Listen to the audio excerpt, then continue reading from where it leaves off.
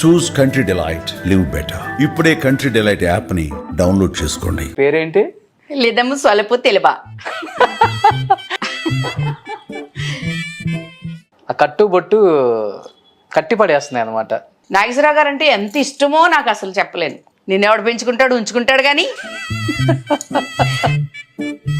అంటే అప్పుడు జనరేషన్కి ఇప్పుడు జనరేషన్కి బాగా తేడా వచ్చింది కదా. 13 లక్షలు పెడితే ఇప్పుడు హీరోయిన్కి గోసగుడ్డ వస్తుందా ఇలా చుట్టుకునే గుడ్డ? అంటే మీకు ఇంత తెలివి ఉంది, మాట్లాడే కెపాసిటీ ఉంది. ఆ నలుపు అంటేనే నచ్చదండి. టీ నల్లగా ఉంటే తాగను నేను. అలాంటి మనిషిని పెళ్లి చేసుకోవాల్సిన పరిస్థితి కలిగింది అంటే కృష్ణవేణి గారి జీవితం అంటేనే తెరిచిన పుస్తకం అంటుంటారమ్మా. పీ కట్టుకుని ఇలా నొక్కి ఎన్ని ఏళ్ళు, 4 ఏళ్ళు కనపడ్డాయండి నాకు. మర్డర్ చేసిన ఇంటి ఎదురుగా రోడ్డు మీద వేశారండి. పాప కూడా ఇన్నాళ్ళు గుర్తొచ్చాను అమ్మ అని అడిగింది. మా అమ్మవి నన్ను వదిలేసి వెళ్ళిపోయావు నువ్వేనా? Hi, welcome to Suman TV. 1960, 70, 80, 90 దశకంలో ఉన్న అందరు ఆర్టిస్టులు కూడా ఎవర్ గ్రీన్ అండ్ గోల్డెన్ ఆర్టిస్టులు అని చెప్పుకోవచ్చు.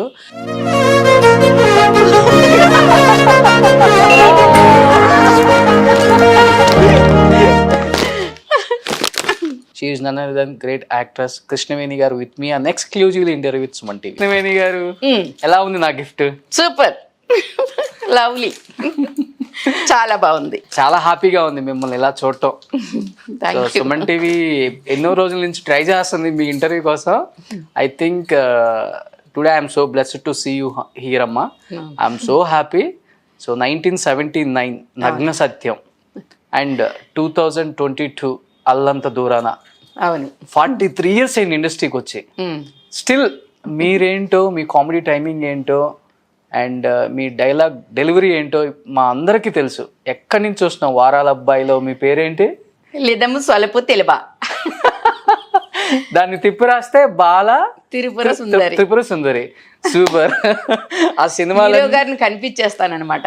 ఓకే, ఎవరు అడిగినా అదే చెప్తా. బాగా ట్రెండ్ అయిపోయింది కదా అప్పుడు ఆ నేమ్. చాలా, అసలు నన్ను చూస్తే చిన్న చిన్న పిల్లలు కూడా వాళ్ళ అబ్బాయి అని ఎమ్మడపడేవారు అప్పుడు. ఓకే, చాలా చాలా హ్యాపీ అనిపిస్తుంది అమ్మా నిజంగా ఇలా చూడటం మిమ్మల్ని. ఎలా అనిపిస్తుంది? 79లో నగ్న సత్యం అన్నారు అండ్ ఇప్పుడు అల్లంత దూరాన వరకు మీ ట్రావెల్ 43 సంవత్సరాలు కొనసాగుతూనే ఉంది. మధ్యలో కొన్ని బ్రేకులు పడినప్పటికి కూడా ఎలా అనిపిస్తుంది? 43 years బ్యాక్ వెళ్ళి చూసుకుంటే కృష్ణవేణి గారు అచీవ్మెంట్స్ ఏంటి, లైఫ్లో పడ్డ కష్టాలు ఏంటి? ఇన్ని సినిమాలు, 200 సినిమాలు ఇండస్ట్రీలో యాజ్ ఎ క్యారెక్టర్ ఆర్టిస్ట్గా, హీరోయిన్గా, ఒక కమేడియన్గా దున్నుకుంటూ వచ్చేసారు ఆ తరం నుంచి ఈ తరం వరకు. ఎలా అనిపిస్తుంది మీ లైఫ్ అలా టర్న్ చేసి చూసుకుంటే? చాలా బాగుంటుంది, కానీ మధ్యలో చాలా గ్యాప్స్ వచ్చినాయి నాకు. ఎందుకంటే కొంచెం సొంత సినిమాలు, సొంత సీరియళ్ళు అన్నీ తీసినప్పుడంతా నేను యాక్ట్ చేయడానికి అవ్వలేదు నాకు. అప్పుడు సొంత బ్యానర్ కూడా మాది బాగానే రన్ అయ్యింది. అప్పుడు మెడ్రాస్లో ఉన్నప్పుడు సినిమాలు తీసినప్పుడు అంతా బాగానే ఉంది. యాక్షన్ పరంగా చూసుకుంటే మాత్రం అప్పటికి ఇప్పటికి చాలా డిఫరెన్స్ ఉంది. అప్పుడు మనం కావాలనుకుని మనమే యాక్ట్ చేయాలి ఈ క్యారెక్టర్ అనుకుని మనల్ని డైరెక్టరు, రైటరు మన మీద పలానా అమ్మాయి ఈ క్యారెక్టర్ చేస్తుందంటే రైటర్ కూడా అలానే రాసేవారు, ఆ అమ్మాయికి సూట్ అయ్యేలాగా.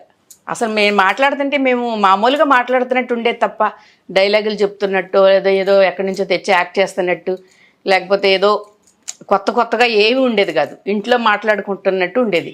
దాని గురించి ఇప్పుడు వాళ్ళందరికీ కూడా పాత వాళ్ళు ఇప్పుడు కూడా పాత సినిమా వస్తుందంటే టీవీ వదలకుండా చూస్తారు. ఇప్పటికి అంత తేడా ఉందండి అప్పటికి ఇప్పటికి. ఇప్పుడు మాకు మ్యాచ్ అవ్వు. ఒకవేళ మేము చేస్తాం కానీ అప్పుడు కూడా మేము మార్చుకుని చేయాల్సిందే తప్ప కరెక్ట్గా నా క్యారెక్టర్ నేను చేయాలి అనుకుంటే నాకు తగినట్టుగా డైలాగులు రాసే రైటర్లు కూడా లేరండి ఇప్పుడు. సో ఇప్పుడు తరం జనరేషన్ వాళ్ళు కూడా మీకు చాలా మంది ఫ్యాన్స్ ఉన్నారు తెలుసా? అవును. మీరు సినిమా కృష్ణవేణి గారిలాగా మాట్లాడకుండా కృష్ణవేణి గారిలాగా మాట్లాడండి ఈ రోజంతా. అలాగే మాట్లాడతాను. ఎందుకంటే మీకు ఇప్పుడు జనరేషన్ ఒక ఇంటర్వ్యూ చూసి మిమ్మల్ని చాలా ఇన్స్పైర్ అయ్యారు, లైఫ్లో కానీ, పర్సనల్గా కానీ, ప్రొఫెషనల్గా కానీ. కృష్ణవేణి గారు అంటే ఏంటో చూపించారు మీ మాటల రూపంలో. నేను కూడా కన్ను ఆర్పకుండా చూశాను అసలుకి ఆ షోని. ఇప్పుడు కూడా నా కళ్ళకు కట్టినట్టు కనిపిస్తుంది. కృష్ణవేణి గారి లైఫ్ ఇలా ఉందా, ఇలా అయిందా, ఇలా చేశారా, ఇలా అచీవ్ అయ్యారా అనిపిస్తుంది. కొన్ని మనం తీసుకునే డిసిషన్ బట్టి ఉంటుంది. నన్ను ఏమంటే ఇప్పుడు ఏదైనా ఉందనుకోండి, మన పిల్లలు ఉన్నారు, మన పిల్లలకి తలంతరం అని చాలా మంది కోటీశ్వర్లు ఆస్తులు పెట్టుకుంటారు. ఓకే. వాళ్ళు పెట్టుకున్నప్పుడు ఏమవుతుందంటే వాళ్ళు ఎప్పుడు సస్తారా అని పిల్లలు ఎదురు చూడడం ఆ ఆస్తి కోసం. ఇప్పుడు కన్న తల్లి తండ్రినే సరే తల్లిదండ్రులను జాగ్రత్తగా గుండెల్లో పెట్టి చూసుకోవాలి అనుకునే వాళ్ళు ఎవరున్నారు? అలాంటి వాళ్ళు లేనే లేరు అసలు. ఇప్పుడు మనం అందుకని సమంగా వాళ్ళు కూడా బాగుండాలి, మనం బాగుండాలి. మనం బ్రతుకుండగానే వాళ్ళు ఏం చేస్తున్నారో చూడాలి అనుకుని మనకు ఏం కావాలో అది ఉంచుకోవాలి, మిగిలింది పిల్లలకి ఇచ్చి వెనక నుంచి చూస్తూ ఉండాలి. మనం వాళ్ళు ఏదైనా తప్పు చేస్తే తన్నాలి. మనం ఏమి ఇవ్వకుండా మీ కర్మ మీరు ఎలాగో ఉండండి నా తలంతరం వస్తుంది అని నేను కింద సాపలా కూర్చుంటే అది ఎప్పుడు వాళ్ళకి వచ్చేది? వాళ్ళు బాగోగులు చూసేది మనం కళ్ళతోటి ఎప్పుడు పోయిన తర్వాత చూస్తామో చెప్పండి. అందుకని నేను అలాంటి డిసిషన్ తీసుకుని ఎవరిది వాళ్ళకి ఇచ్చి నాకు ఏం కావాలో హ్యాపీగా, ఆ తర్వాత ఎవరికి వెళ్తుందని వాళ్ళ ఇప్పుడు అడగకూడదు. అది కూడా కండిషన్ పెట్టా మళ్ళీ. ఇప్పుడు మీకు ఇచ్చేసాను కదా, ఇప్పుడు నా దగ్గర ఉన్నదాన్ని నేను ఎవరికి పెట్టుకుంటానో కూడా ఎవ్వరూ అడగకూడదు. నా ఆస్తికి సంబంధించిన వాళ్ళు ఎవరు అడగకూడదు. నా కూతురు కానీ నా మనవలు కానీ అలాంటి పిల్లలు కూడా కాదండి. నా పిల్లలు నా మనవలు కాదు, నా కూతురు కాదు. అది అందుకని అలాంటి డిసిషన్ అనమాట ఇచ్చేయడం అనేది. ఓకే. ఇప్పుడు వచ్చే కాలం ఆర్టిస్టులు అందరూ కూడా నాతో కలిసి యాక్ట్ చేస్తే సీరియల్లో కానీ సినిమాలో కానీ ప్రతి వాళ్ళు నన్ను మీ దగ్గర నుంచి చాలా నేర్చుకోవాలండి, మీరు చాలా బాగా యాక్ట్ చేస్తారు, న్యాచురల్గా చెప్తారు అన్నీ, అసలు జీవితం గురించి మీ దగ్గర చాలా ఒక గంట కూర్చొని మాట్లాడుకుందామా అమ్మమ్మ, ఒక గంట నాతో మాట్లాడతారా, ఇలాగే అడుగుతారండి నన్ను. ఏముంది, ఏం లేదు, ఆ కాలంలో ఎలా చేసేవాళ్ళు ఇప్పుడు ఎలా చేస్తున్నారు, జీవితం ఎలాగా, మీరు ఇలా ఉండండి అమ్మా, ఇలా చేయండి అని ఏదో మంచి మాటలు చెప్పుకోవడం కోసం నా దగ్గర నన్ను వదిలిపెట్టరండి. లొకేషన్లో షార్ట్ అయిపోయిందని బయటకు వచ్చి కూర్చుంటే ఆ పక్కనే ఈ కుర్చీలు వచ్చేస్తాయి, గబగబా అమ్మ దగ్గర కూర్చుందాం అని వచ్చేస్తారు. అంటే అంత ఇష్టపడతారు ఇప్పుడు ఆర్టిస్టులు కూడా. 79 to 2022 అల్లంత దూరాన మూవీ వరకు 200 సినిమాల కెరీర్ జర్నీ కృష్ణవేణి గారిది. ఎలా అనిపిస్తుంది అమ్మా బ్యాక్ వెళ్ళి చూసుకుంటే? ఇంత జర్నీ, ఇంత సాధించాను, ఇంత కష్టపడ్డాను, ఇంత అచీవ్ అయ్యాను అంటే ఏమనిపిస్తుంది? ప్రౌడ్గా ఫీల్ అవుతారా? నేను అసలు అనుకోలేదు. నేను పుట్టింది ఎక్కడో ఈస్ట్ గోదావరి మారుమూల కరెంటు కూడా లేనటువంటి ఊర్లో పుట్టాను నేను. కోళ్ళ మల్లవరం అని రామచంద్రపురం తాలూకా. అక్కడ పుట్టి ఆ కాలువలు ఇదేదాన్ని, గేదెల్ని నీళ్లు పెడతాను కానీ కాలువలో కొడితే దాన్ని తోకట్టుకుని అవతలకి ఇదేదాన్ని. ఇలాగ చెట్లమ్మట అలా ఉన్నాం కానీ చదువు లేదు అసలు మాకు. చదువుకోవడానికని వెళ్దాంటే మేము 13 మంది పిల్లలు అండి మా అమ్మకి. ఓ మై గాడ్, ఎంతమంది ఆడపిల్లలు ఎంతమంది మగ పిల్లలు? మేము 5 మగ పిల్లలు. ఎంతసేపు ఆలోచిస్తున్నారు? లేదు, చచ్చిపోయారు కదా, 4 పోయారు. ఓకే, 4 పోయారు. 4లో 3 ఆడపిల్లలు పోయారు, ఒక అబ్బాయి పోయాడు. ఓకే. ఇప్పుడు మనం ఎంతమంది ఉన్నా 6 ఆడవాళ్ళు 3 మగవాళ్ళు 9 మంది ఉన్నామండి. ఇప్పుడు 13 మంది పుట్టాక ఆపరేషన్ చేయించుకున్నారు అమ్మ, లేకపోతే ఇంకా 5 మంది పుడుతురంటండి అని డాక్టర్ చెప్పడం. లాస్ట్ తమ్ముడు అప్పుడు చేయించుకున్నారు. 13 మందిని అసలు ఎలా అమ్మ నాన్న ఎలా పెంచారు? అసలు ముందు మిమ్మల్ని పెంచారు. అలాగే ఏముందండి, తోటలు, చెట్లు, కాయలు, మాకు ఏదో ఎన్ని రకాలు వండుకుని తినాలి అలాంటివి ఏమీ లేవండి. పొద్దున పోతే సాయంత్రం దాకా తోటలంపడే తిరిగి చెట్టుని పండిన పళ్ళే కోసుకుని తినేవాళ్ళు. మరి గాడ్ గిఫ్ట్ అన్నాను మేము ఇప్పటికీ ఎలా ఉన్నామంటే అయ్యే అనుకుంటాను నేను. ఆవు పాలు తీస్తుంటే అలా చెంబట్టుకెళ్తే చెంబు నిండా పోసేవారు మా నాన్నగారు, అట్నే తాగేవాళ్ళు. కాయటం, దాంట్లో ఏదో కలపడం, చక్కెరలు వేయడం అలాంటివి ఏమీ లేవు. మరి అలా అప్పుడు బాగా చాలా ఇదనమాట అండి అన్నీ. 13 మందిలో ఎంతమంది వచ్చారు ఇండస్ట్రీకి? నేను, నా చెల్లెలు రాగిణి. ఓకే. ముందు నేనే వచ్చాను, తర్వాత రాగిణిని తీసుకొచ్చా, తర్వాత రజిత మా అక్కయ్య కూతురు. మీ ఓన్ సిస్టర్ కూతురే? ఓన్ పెద్ద అక్కయ్య కూతురు. ఓకే. రజిత. ముగ్గురు కుమ్మేశారు మీ టైమింగ్స్ లో. ఆవిడ రజిత వచ్చి సినిమాలే ఎక్కువ సినిమాలు చేశారు. రాగిణి ఏమో సీరియల్ చేస్తుంది, సినిమాలు చేస్తుంది. ఇక నేను కూడా అప్పుడు ఇంకా సినిమాలు మమ్మల్ని వదిలేసిన తర్వాత నేను సీరియల్కి వచ్చేసానండి. ఇప్పుడు సీరియల్లే నడుస్తున్నాయి. ఇప్పుడు ముగ్గురు అక్క చెల్లెల ఫేస్లు కూడా ఒకేలాగుంటాయి. ₹1 మీద బొమ్మ ఎలా ఉంటుందో ఆ రూపాయి మీద ముద్ర ఉన్నట్టే ఉంటాం అందరూ. అందరూ అంతే అండి, 7 ఆడపిల్లలు అంతే. కలర్ డిఫరెన్స్ ఉంటాం కాకపోతే. ఓకే, మీరు మంచి కలర్. మా అమ్మతారు నేను. ఓకే. రాగిణి గారు కొంచెం కలర్ తక్కువ కానీ మంచిగా ఫోటోజెనిక్ ఫేస్. అవును. వీళ్ళంతా కాదండి, వీళ్ళంతా ఇప్పుడు కలర్స్ కావాలంటే చేంజ్ చేసుకుంటున్నారుగా. ఇప్పుడు డాక్టర్ దగ్గరికి వెళ్తే కలర్ వచ్చేలా చేసేస్తున్నారంట, ఇవన్నీ ఇలా చేసేస్తున్నారంట పైకి. నాకైతే సినిమా ఫీల్డ్కి వచ్చి 2 ఏళ్ళు అయింది. ఇప్పుడు వరకు బ్యూటీ పార్లర్కి వెళ్ళారు కానండి నేను. ఇలా ఇలాగా దారాలు పెట్టి మొహం మీద మొహం పెట్టేటట్టు చేస్తుంటే నాకు అస్సలు నచ్చదు. ఇంత దగ్గరగానే ఉండనివ్వు నేను ఏమంటారు దాన్ని, దారాలు పెట్టి లాగేదాన్ని? థ్రెడ్డింగ్. ఆ థ్రెడ్డింగ్ చేసే వాళ్ళని చూస్తేనే చిరాకు వస్తుందండి. నోట్లో దారం పెట్టుకుని మొగం మీద మొఖం పెట్టేటట్టు అంటారు. ఇంతవరకు నాకు అలాంటి అలవాటే లేదండి ఇప్పుడు వరకు. దేవుడు ఇచ్చిన ఇది నాకు. నా ఇంట్లోనే ఏది కావాలన్నా కానీ నేను మేకప్ కానీ అన్ని ఇంట్లోనే, ఒక పిన్ పెడతాను కూడా టచ్ చేయకూడదండి నన్ను. షూటింగ్కి వెళ్తే అన్ని ఇంట్లోనే రెడీ అయ్యి వెళ్తాను ఇప్పుడు. అంటే మీకు అదే ఇష్టం లేక, లేదా మీ ఇష్టం స్టార్టింగ్ నుంచి అలవాటు. ఇంట్లో నేను ఉండటం కూడా అలాగే ఉంటాను. ఇప్పుడు మా ఇంట్లో నా ఫోను బెడ్రూమ్లో ఉండిపోయింది అనుకోండి, సార్ కొంచెం ఫోన్ వచ్చింది చూడండి అంటే, అది మీ బెడ్రూమ్లో ఉంది మేడం అంటారు. అలా ఉంటుంది ఇంట్లో నాకు. Strict rules. నా రూమ్లో కూడా ఎవరు వెళ్ళరు. అందుకని నాకు అలా అలవాటు అయిపోయింది. సో ఇంత స్ట్రిక్ట్గా ఉంటారు కదా, ఇప్పుడున్న జనరేషన్ వాళ్ళతో వర్క్ చేయాలంటే కష్టమే కదా మరి మీకు? వర్క్ చేయడానికి పర్లేదులేండి. ఇప్పుడు అల్లంత దూరాన సినిమా చేశారు, కంప్లీట్ లవ్ అండ్ రొమాంటిక్ గా ఉంది. దాంట్లో మరి మీకు ఎలాంటి క్యారెక్టర్ ఇచ్చారు డైరెక్టర్? నాకు హీరోయిన్కి అమ్మమ్మ అనుకుంటా, ఓకే, హీరోయిన్కి నానమ్మ. నారాయణరావు గారు వచ్చి తాత, నేను నానమ్మ. అదే కామెడీ టైమింగా లేకపోతే సీరియస్? దాంట్లో కొంచెం సీరియస్ ఉంది, కామెడీ ఉందండి, రెండు ఉన్నాయి. డైరెక్టర్ చలపతి గారు. సో ఇప్పుడున్న జనరేషన్ డైరెక్టర్లు మిమ్మల్ని గుర్తుపట్టి మంచి క్యారెక్టర్లు ఇస్తున్నారమ్మా అసలుకి? అసలు మమ్మల్ని సినిమానికే మర్చిపోయారు అంటుంటే అండి. సినిమా అనేది లేదు ఇంక అసలు. నేను టాప్ హీరో అప్పుడు కృష్ణారెడ్డి గారు అది చాలా బాగా చేయించుకునేవారు. వాళ్ళందరూ కూడా మంచి వేషాలు, నాకు మంచి మంచి క్యారెక్టర్లు ఇచ్చారు. నేను బాగా చేస్తానని చాలా మెచ్చుకునేవారు. కానీ తర్వాత ఏమైపోయిందో నాకు అర్థం కాదు. అసలు మమ్మల్ని పక్క పెట్టేశారు. మాకు సినిమాలు అనేది ఇంక మర్చిపోవడమే మేము. బాధ అనిపిస్తుండదు అప్పుడప్పుడు? అంటే సినిమా మీద డిపెండ్ అయ్యి సినిమా మీద ఇష్టంతో వచ్చారు కదా. ఇష్టంతో అంటే అండి బాధ అనిపించదు. బాధ ఎవరికి అనిపిస్తుంది అంటే, ఇంకా అసలు చేయకుండా ఉన్నవాళ్ళు వేషాలు రాకపోతే బాధపడాలి, ఇంకా బ్రతకలేని వాళ్ళు వేషాలు రాకపోతే బాధపడాలి. భగవంతుడు నాకు అన్నీ ఇచ్చాడు అన్ని రకాలుగాను. మన చలపతి గారు లాంటి వాళ్ళు ఉంటారు కదా, గుర్తుపెట్టుకుని మాలాంటి వాళ్ళని పిలవడానికి. మరి అలాంటి డైరెక్టర్లు ఉన్నప్పుడు మనకేంటి లోటు? ఎప్పుడైనా ఒకసారి ఒక సినిమా వచ్చినా దాంట్లో హ్యాపీగా చేసుకుని మేము ఆ సినిమా చేసామని గొప్పగా చెప్పుకోవచ్చు. అది అంటే ఇప్పుడున్న డైరెక్టర్లు లైక్ చలపతి కావచ్చు, ఇలాంటి వాళ్ళు మీలాంటి సీనియర్ యాక్టర్ని హ్యాండిల్ చేయలేక పిలవరు అంటారా? లేకపోతే అదేం కాదు. అసలు నాకు ఒక రాఘవేంద్రరావు గారు బొబ్బులు బ్రహ్మన్ తర్వాత నన్ను ఎప్పుడూ పిలవలేదు. తర్వాత అప్పుడు రాజమౌళి గారు, ఇంకెవరెవరు, అసలు వాళ్ళ పేర్లు కూడా తెలియదండి నాకు. నిజంగా చెప్తున్నా, నేను మెడ్రాస్ నుంచి ఇక్కడికి వచ్చిన తర్వాత సినిమాలు ఎవరెవరు చేస్తున్నారు, ఎవరెవరు డైరెక్టర్లు ఉన్నారు, ఎవరెవరు ప్రొడ్యూసర్లు నాకు తెలియదండి. ఎంఎస్ రెడ్డి గారు, రామనాయుడు గారు, ఇంకా ఈవివి గారు, వీళ్ళు రాలింగి నరసింహరావు గారు, వీళ్ళ పేర్లే తెలుసు నాకు. నేను ఎవరెవరు పిక్చర్లు చేశానో, జంజాల్ గారు, నేను చేసిన పిక్చర్లు చేసిన వాళ్ళ పేర్లు తప్పితే చేయని వాళ్ళు ఇప్పుడు చాలా పెద్ద పెద్ద పిక్చర్లు కదండి రాజమౌళి గారు అది చేసేది. అసలు నాకు పేర్లు కూడా తెలియవు మొన్నటి వరకు. బాహుబలి చూసి అప్పుడు రాజమౌళి గారు అంటే ఈయన అనుకున్నా. ఆశ్చర్యంగా ఉంటుంది అప్పుడప్పుడు. అవును, మీ అందరికి చాలా. అసలు ఆ రోజులకి ఈ రోజులకి ఏంటండి, 13 లక్షలు పెట్టి ఒక సినిమా తీసామండి మేము, ధర్మవడ్డీ.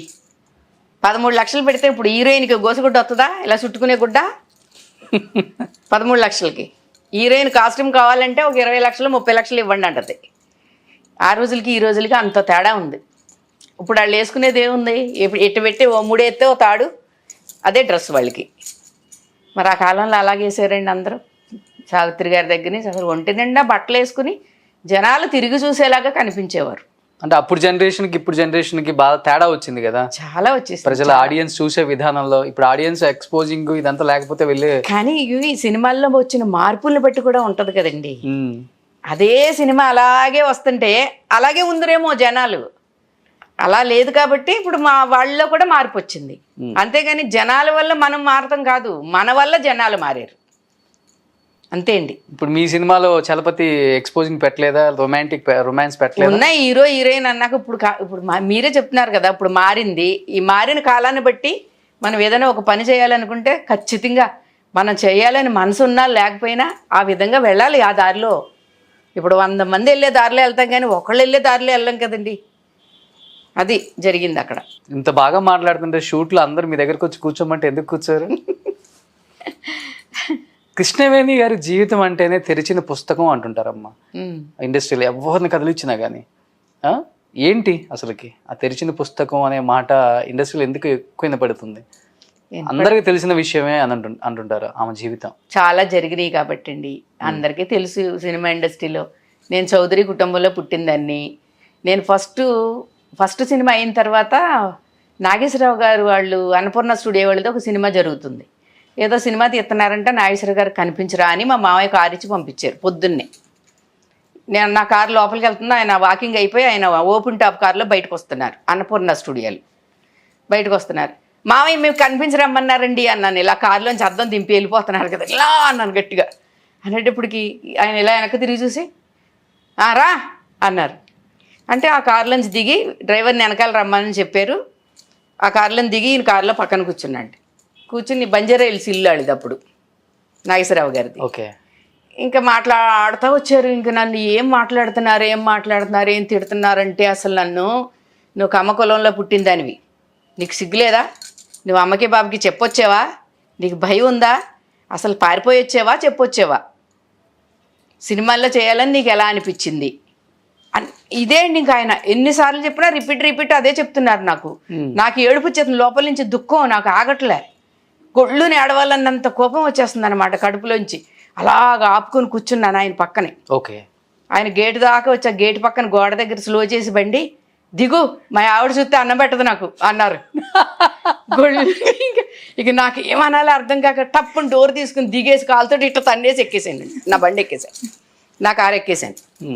నేను నా కారు ఎక్కి ఇంటికి వెళ్ళి బంజారా మన బషీర్పాక కిర్లోస్కర్ హాస్పిటల్ పక్కన అనమాట అండి ఇల్లు మాది, మా మావయ్యది. ఇంటికి వెళ్ళే లోపు ఈయన ఫోన్ వెళ్ళిపోయిందండి మావయ్యకి. ఫోన్ చేసి అన్నారు, నీ మేనగోళ్ళకి చాలా కోపం అయ్యో, కారులో కూర్చుని మరి దిగి నా కారు డోర్ తన్ని మరీ వెళ్ళింది అని చెప్పి మా మామయ్యకి చెప్పారంట. ఇక మా మామయ్య వెళ్ళిన తర్వాత నువ్వు అసలు సినిమా పెళ్ళి పనికిరావు, అంత కోపం ఏంటి నీకు, ఆ ఏడుపు ఏంటి? ఆయన నువ్వు ఇంటికి రాకుండానే నాకు అప్పుడే ఫోన్ చేసి చెప్పేశారులే, అన్నీ తెలుసు, నువ్వు ఎలా కూర్చున్నావో ఆయన దగ్గర ఎలా చూసావో అన్నీ చెప్పారు నాకు ఆయన అన్నారు. మరి ఏం చేయనండి, నాకు ఆయన అలా అంటుంటే నాకు అసలు నన్ను ఎందుకు పంపించారు మీరు? నన్ను ఆయన దగ్గరికి ఎందుకు వెళ్ళమన్నారు? సినిమా వేషం అడుక్కుంటే కానీ ఇవ్వరా? ఎందుకు వెళ్ళాలి నేనంటే, లేదమ్మా నువ్వు ఉన్నావు ఒక ఆర్టిస్ట్వి, ఇప్పుడిప్పుడే వస్తున్నావు, ఒక సినిమాయేగా అయ్యింది నీది, మళ్ళీ నలుగురికి తెలిస్తేనే కానీ మళ్ళీ వేషాలు ఎలా ఇస్తారు చెప్పు, మనం చెప్పుకోవాలి, మనం కనపడాలి నలుగురికి అని చెప్తే అప్పుడు సైలెంట్ అయ్యానండి, మెల్లగా కూల్ డౌన్ అయ్యాను. ప్రేమతో కూడిన కోపం అది చాలా. అసలు ఎంత ప్రేమో, నాగేశ్వరరావు గారు అంటే ఎంత ఇష్టమో నాకు అసలు చెప్పలేను. అన్ని సినిమాలు చూసేదానండి ఆయన చిన్నప్పటి నుంచి, అన్ని సినిమాలు చూసేదాన్ని. ఒక సినిమా ఓపెనింగ్కి వెళ్ళాను అన్నపూర్ణ స్టూడియోలో. ఓపెనింగ్కి వెళితే కూర్చున్నారు ఆయన. నేను వెళ్ళి నమస్కారం అండి అన్న. కూర్చుదారా అని పక్కన ఎంచుకుని నన్ను కూర్చోబెట్టుకుని, ఆ ఫోటో ఇప్పుడు కూడా ఉంది నా దగ్గర. కూర్చోబెట్టుకుని ఏం చేస్తున్నావు కృష్ణవేణి, ఇప్పుడు పర్లేదా, సినిమాలు బాగానే ఉన్నాయా, బిజీగా ఉన్నట్టున్నావు అన్నారు. చాలా బిజీ అయిపోయండి, నాకు ఇసుకొచ్చేసిందండి, నా ఫ్యామిలీ మీద నాకు ఇంకా చేయాలనిపించట్లేదు, నాకు ఇసుకొచ్చేసిందండి, ఎవరన్నా పెంచుకుంటే వెళ్ళిపోదాం అనుకుంటున్నానండి అన్న. నా నోట్లోంచి పెంచుకుంటే వెళ్ళిపోదాం అనే మాట పూర్తి అవ్వకుండానే నిన్నెవడు పెంచుకుంటాడు ఉంచుకుంటాడు కానీ అన్నారు. ఇక నాకు అసలు ఆ మాట అక్కడే ఆగిపోయిందండి, గొంతులో ఆగిపోయింది నాకు. ఓకే. ఆయన మాట అలా అనేటప్పటికి ఇంకేం చెప్పాలో నాకు అర్థం కాలే. మామూలుగా ఇట్లా కూర్చుని ఏంటి సార్ అట్లా అంటున్నారు అన్న. మరి లేకపోతే ఏంటి, నీకేంటి తక్కువ, చక్కగా బిజీగా ఉన్నావు, చేసుకో అమ్మా పిక్చర్లు చేసుకో. ఎంత బాగా మాట్లాడేవారంటే అండి అసలు.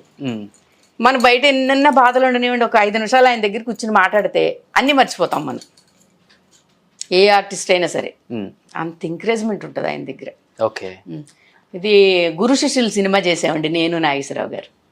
సుజాతగానే ఒక గిఫ్ట్ ఇస్తే ఆ గిఫ్ట్ నీకే ఇచ్చారని చెప్పి నాకు ఇచ్చేసి, నువ్వు పెట్టుకుని వెళ్ళు సినిమా థియేటర్ దగ్గర రమ్మన్నాడు వెళ్ళు అని చెప్పుద్ది ఆవిడ సుజాతమ్మ. నేనేమో రెడీ అయిపోయా నెక్లెస్ పెట్టుకుని వెళ్తాను. హాయ్ డార్లింగ్ అని పట్టుకోవాలి ఆయన్ని. అసలు అయ్యి బాబోయ్, నాకు పూజ్యులు గురువులు దేవుళ్ళలాగా చూసుకునేదాన్ని అండి ఆయన్ని. రామారావు గారు అంతే, డాడీ అని ఆయన్ని అలాగే చూసుకునేదాన్ని. ఈయన్నే అంతే, ఆయన వెళ్ళి డార్లింగ్ అని పట్టుకోవాలా, అది టేకులేనియండి. దగ్గరికి వెళ్తున్నాను పట్టుకోవట్లే. ఇంకా డైరెక్టర్ గారు అన్నారు,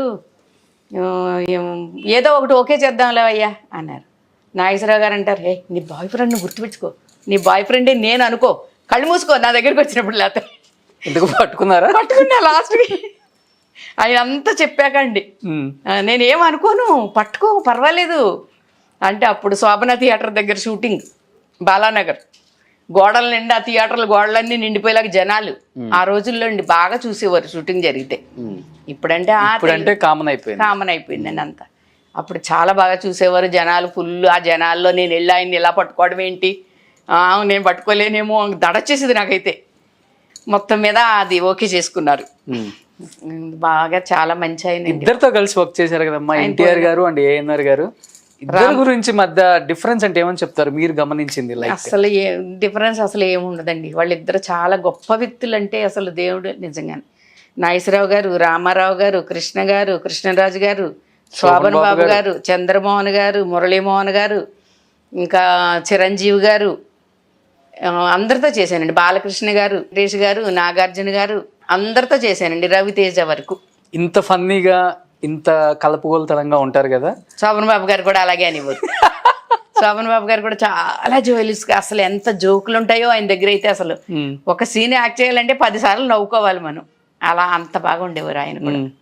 ఆర్టిస్ట్ ఎలా రిసీవ్ చేసుకుంటారు కృష్ణవేణి గారిని అసలుకి? హీరోలంతా మామూలుగా మాట్లాడతారు అంతేనండి. వేరే ఇంకా అసలు ఏమంటారు దాన్ని, అసలు బ్యాడ్ లుక్ అనేది ఉండదు వాళ్ళకి. ఏదో మా ఇంట్లో ఒక పిల్ల అంతే, మా చెల్లో, మా అక్కో, మా వదినో, ఏదో మొత్తం మీద క్యారెక్టర్ వదిలేయండి. అక్కడ మనిషిగా మాత్రం ఎవ్వరూ కూడా ఒక్క మాట ఇంతవరకు, అప్పటి నుంచి నేను చేశాను కదా, ఇంతవరకు ఒక్క మాట అని కానీ ఒక తప్పుగా నా గురించి మాట్లాడు కానీ మనుషులు లేరు. ఎక్కడ లేదు నిజంగా. సినిమా ఇండస్ట్రీలో మాత్రం అసలు తప్ప ఇవన్నీ పర్సనల్ లైఫ్ లో నేను చేసుకునే తప్ప ఎక్కడ మీకు ప్రొఫెషనల్ గా అది బ్యాడ్ మార్క్ లేదు. ఇప్పుడు నేను చేసుకున్నానంటే నేను చేసుకోవడానికి కారణం భగవంతుడు ఇక్కడ అలా రాసాడు. అది మనకు తెలియదు.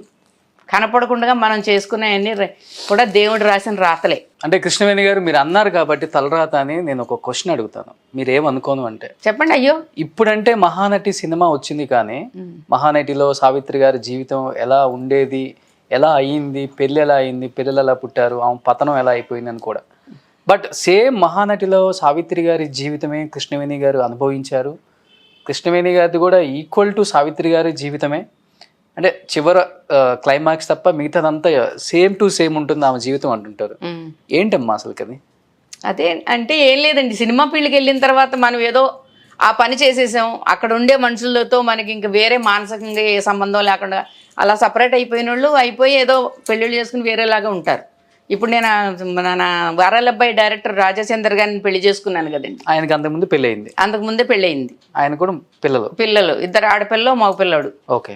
అసలు వాళ్ళు ఏమి లేని వాళ్ళు, అసలు ఏమి లేదు. ఒక సినిమా చేస్తే 25,000 అలా ఇచ్చేవారు అంతేండి ఆ రోజుల్లో ఆయనకి. Direction, screen play. ఓకే. 25,000. ఆ సినిమా 6 నెలలు తీస్తే 3 నెలలు ఇంటెద్దు కట్టుకుంటే 4వ నెలలో ఇంటెద్దు ఉండేది కదా వాళ్ళకి. కష్టాలు పడ్డారు చాలా. తీరా ఒక సినిమా జీవన పోరాటం తర్వాత ఒక సినిమాకి 2 లక్షలు 3 లక్షలు తీసుకునే టైంకి వచ్చేటోడికి చచ్చిపోయాడు. మేము ఇద్దరం కలిసి ఎన్నాళ్ళు ఉన్నామండి, అసలు 4 సంవత్సరాలేగా. ఓకే.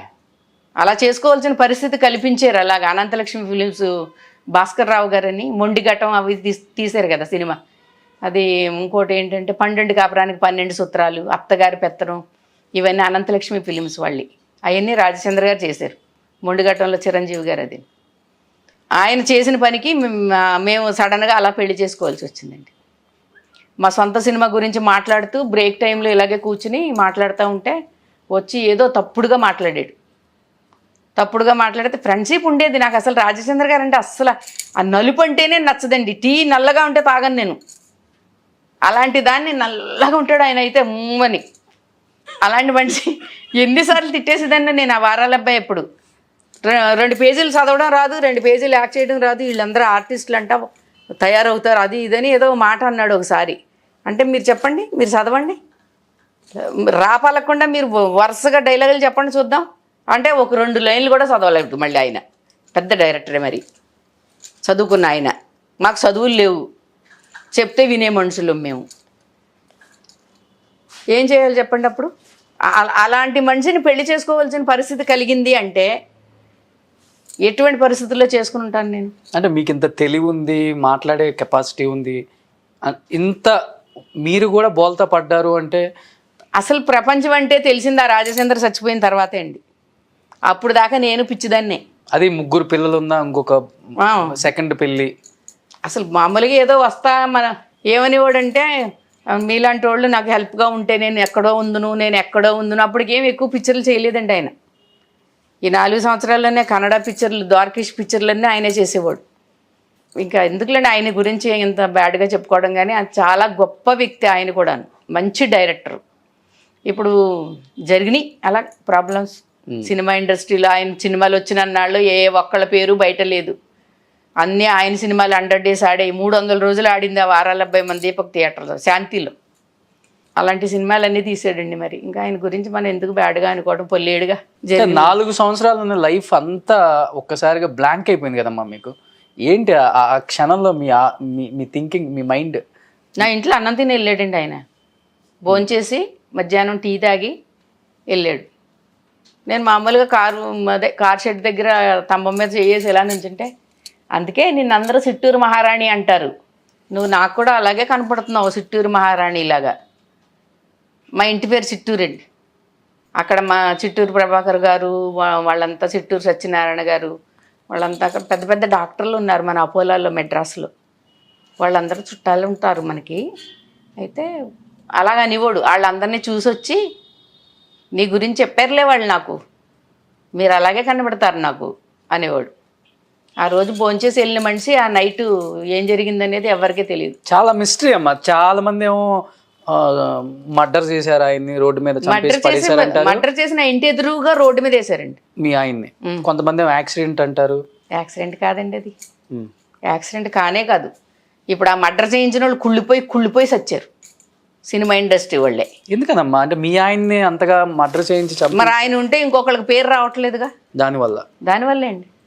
ఆయన ఏ సినిమా తీసినా 100 days ఆడేది. కుటుంబ సబ్జెక్టులు మంచిగా, ఫ్యామిలీ సబ్జెక్టులు అందరూ వెళ్ళి కలిసి కూర్చుని చూసేలాంటి సినిమాలు తీసేవాడు. ఎన్ని సినిమాలు చేసినట్టు, బొమ్మరిల్లు, మా ఊళ్ళో మహాశివుడు, మహాలక్ష్మి, ఓతండ తీర్పు, ముగ్గురు మిత్రులు, శ్రీమతి గారు, కుటుంబ గౌరవం, దేవి శ్రీదేవి, ఈ వారాలబ్బాయి, పిచ్చిపంతులు, అత్తగారి పెత్తనం, మొండిగటం, ఇదే నా సమాధానం, బంధం, విజృంభణ, జీవన పోరాటం, ఇన్ని సినిమాలు చేసాడండి నా దగ్గరికి వచ్చిన తర్వాత. ఓన్లీ 5 yearsలో ఎన్ని చెప్పానండి ఇప్పుడు నేను? 15 సినిమాలని చెప్పాను దగ్గర. తెలిసి తెలియని వయసులో ఇండస్ట్రీకి వచ్చారు, కష్టపడ్డారు. అనుకోకుండా రెండో పిల్ల అతను చేసుకున్నప్పుడు కూడా జీవితం బాగానే కొనసాగుతుంది అనుకుంటున్నాను. చివరిగా ఆయన బాడీని అలా చూసినప్పుడు కృష్ణవేణి గారి జీవితం ఏంటి అని మీ మైండ్లోకి వచ్చినప్పుడు ఏంటమ్మా అసలు మీరు మీ పొజిషన్ ఏంటి అసలు ఆయన అలా చూడగానే? అసలు అప్పుడు చాలా చాలా జరిగినాయిలేండి అవన్నీ, ఇంకా అసలు చెప్పలేం. నేను గవర్నమెంట్ హాస్పిటల్లో అలా డెడ్ బాడీని అలా పడుకోబెట్టేసి ఉంటే ఆ చెప్పులును ఆయన మొల్లో వేసిన గొలుసు పట్టుకొచ్చారు ఇంటికి, కళ్ళజోడు ఇంటికి పట్టుకొచ్చి, ఇది రాజచంద్రదే కదా అని అడిగితే అవునండి అన్న. అప్పుడు దాకా నాకు అసలు నమ్మబుద్ధి కాలేదు. ఎందుకు, ఆ పెళ్ళం దగ్గరే ఉన్నాడు కదా మరి డైరెక్టర్స్ కాలనీలో. ఎప్పుడు వెళ్ళాడు, ఎలా వెళ్ళాడు? ఆవిడ దగ్గరికి వెళ్ళి పోలీసులు అడిగితే అందంట, ఉన్నాడు ఇంట్లోనే ఉన్నాడు, ఇప్పుడే వెళ్ళాడు అలాగా టీ తాగొస్తానని అందంటండి. ఎప్పుడో రాత్రి వెళ్ళిపోయిన మనిషి. అదే ఇంట్లో టబ్బులో కరెంటు వైర్లు పెట్టి కాల్చి పీ కట్టుకుని ఇలా నొక్కి ఎన్ని ఏళ్ళు, 4 ఏళ్ళు కనపడ్డాయండి నాకు. ఇలా నొక్కేసి ఇలా పట్టుకుంటే ప్రాణం పోయిన తర్వాత ఏమవుతుందని బ్లడ్ సర్క్యులేషన్ ఆగిపోయి ఇక్కడ ఏళ్ళలాగా అలాగే పడ్డాయి ఆ నల్లటి ఒంటి మీద. అన్నీ చూశానండి నేను. అలా చంపారని నాకు క్లియర్గా తెలుసు. కమిషనర్ దేవారాం గారు దేవుడు ఆయన అన్నాడు, చూడు నువ్వు ఒక పిల్లని సంకనేసుకుని ఇక్కడికి వచ్చి సినిమాలు యాక్ట్ చేసుకుంటూ ఈ రాజచంద్రని కట్టుకున్నావు. రాజచంద్ర కోసం వచ్చి నువ్వు సినిమాలు చేయలేదు కదా. ఇప్పుడు ఆయనకి ఏం జరిగింది, ఆయన కేసుకు న్యాయం చేయండి, ఈ కేసుకు న్యాయం చేయాలి మీరు అని చెప్పి మీరు నా చొక్కాలు అట్టుకొని చింపేస్తే మేమేం చేస్తాం? ఎవరు చేయించారో మాకు తెలుసు. పెద్ద పెద్ద తిమింగిళాలు లాంటి వాళ్ళ చేతిలో జరిగింది ఇది. సినిమా వాళ్ళే చేయించారు. ఇలాగే క్లియర్గా చెప్పాడండి ఆయన. పెద్ద తిమింగిళాలు లాంటి వాళ్ళ చేతిలో జరిగింది. మేమేమి చేయలేము దాన్ని. మీకేం కావాలి, నీ పిల్లకి ఏం కావాలి, నీకేమైనా సెక్యూరిటీ కావాలా, మీకేమైనా హెల్ప్ కావాలా ఈ తమిళనాడులో, నీ పిల్ల కోసం నువ్వు బ్రతకాలి, నీకేమైనా సాయం కావాలంటే చెప్పు, మేము చేస్తాం అన్నాడండి ఆయన, దేవారాం గారు కమిషనర్ గారు. 2 సంవత్సరాలు నా ఇంటి చుట్టూ పోలీసు కుక్కలో కాపలా, మమ్మల్ని లేపేస్తామని. మిమ్మల్ని కూడా? అసలు మా ఫ్యామిలీయే ఉండకూడదు. మీరేం తప్పు చేశారు? మరి తిట్టాను కదండి, మరి ఇలా జరిగినప్పుడు అవన్నీ బయటికి వెళ్ళి. అంతకుముందే జరిగినాయండి, చాలా జరిగినాయి అంతకుముందు కూడా గొడవలు. ఆ గొడవలన్నీ అసలు కొంచెం కాదు, పోలీస్ స్టేషన్లో పెట్టి బాగా అడిగేశాను నేను, మాకు ఆపోజిట్ మనిషిని. దాని పేరెందుకులండి, కుళ్ళిపోయి చచ్చింది కదా, దాని పేరెందుకు, ఇంకా పోలీస్ స్టేషన్లో పెట్టి బాగా అడిగే. నువ్వు ఒకడిని వదిలేసి ఒక పిల్లని సంకనేసుకుని సినిమా ఫీల్డ్కి వచ్చావు, ఒకడు దొరికాడు, ఒక డైరెక్టర్ని పెళ్లి చేసుకున్నావు. నేను ఒకడిని వదిలేసి ఒక పిల్లని సంకనేసుకుని వచ్చాను. ఈ డైరెక్టర్ సహాయం కోసం నేను ఆయన్ని కట్టుకున్నాను. ఆయన్ని వదిలేయి ఎందుకు చెప్తావు నువ్వెవరు, నిన్ను అడిగి కట్టుకున్నాను నేను ఆయన్ని. మా మామయ్య పెద్ద లాయరు, ఆయనకు తెలుసు నాకు సహాయం కావాలి, నాకు మనుషులు కావాలి. ఇక్కడ మెడ్రాస్లో నాకేమీ తెలీదు, ఒక మగతోడు లేదు. నేను, నా పిల్లోడు, నా తమ్ముడు, నా కూతురు, నేను. ఇంకా మా అన్న కూతురు ఉండేది, మా చెల్లి కూతురు ఉండేదండి నా దగ్గర, చిన్న పిల్లలు. వీళ్ళందరికీ తోడు ఎవరున్నారు? మేమే అందరం. భాష రాదు మాకు, ఏదో మొగాడుగా తోడు ఉంటాడని చెప్పేసి సరే అని రానిచ్చి పోనిచ్చినందుకు ఈ కాడికి వచ్చింది మా బ్రతుకు అని చెప్పి ఆవిడతో గొడవ వేసుకున్నందుకు మమ్మల్ని లేపేస్తానంత. బతుకున్నారా ఇప్పుడు హీరోయిన్? ఇంకెక్కడున్నారు? ఎప్పుడో కుళ్ళిపోయి వెనకాల షుగర్తో పుళ్ళు పడిపోయి పురుగులు వచ్చేసి చచ్చింది.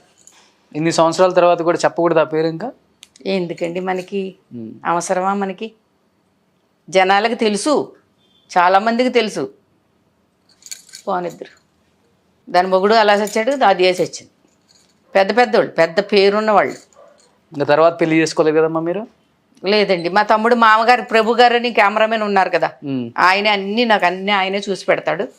అదే గురువు గారు. నాకు 71 నుంచి తెలుసు ఆయన. మనం సినిమా ఫీల్డ్ 79 కదండి వచ్చాం, 71 నుంచి మనకి ప్రభు గారు తెలుసు అనమాట.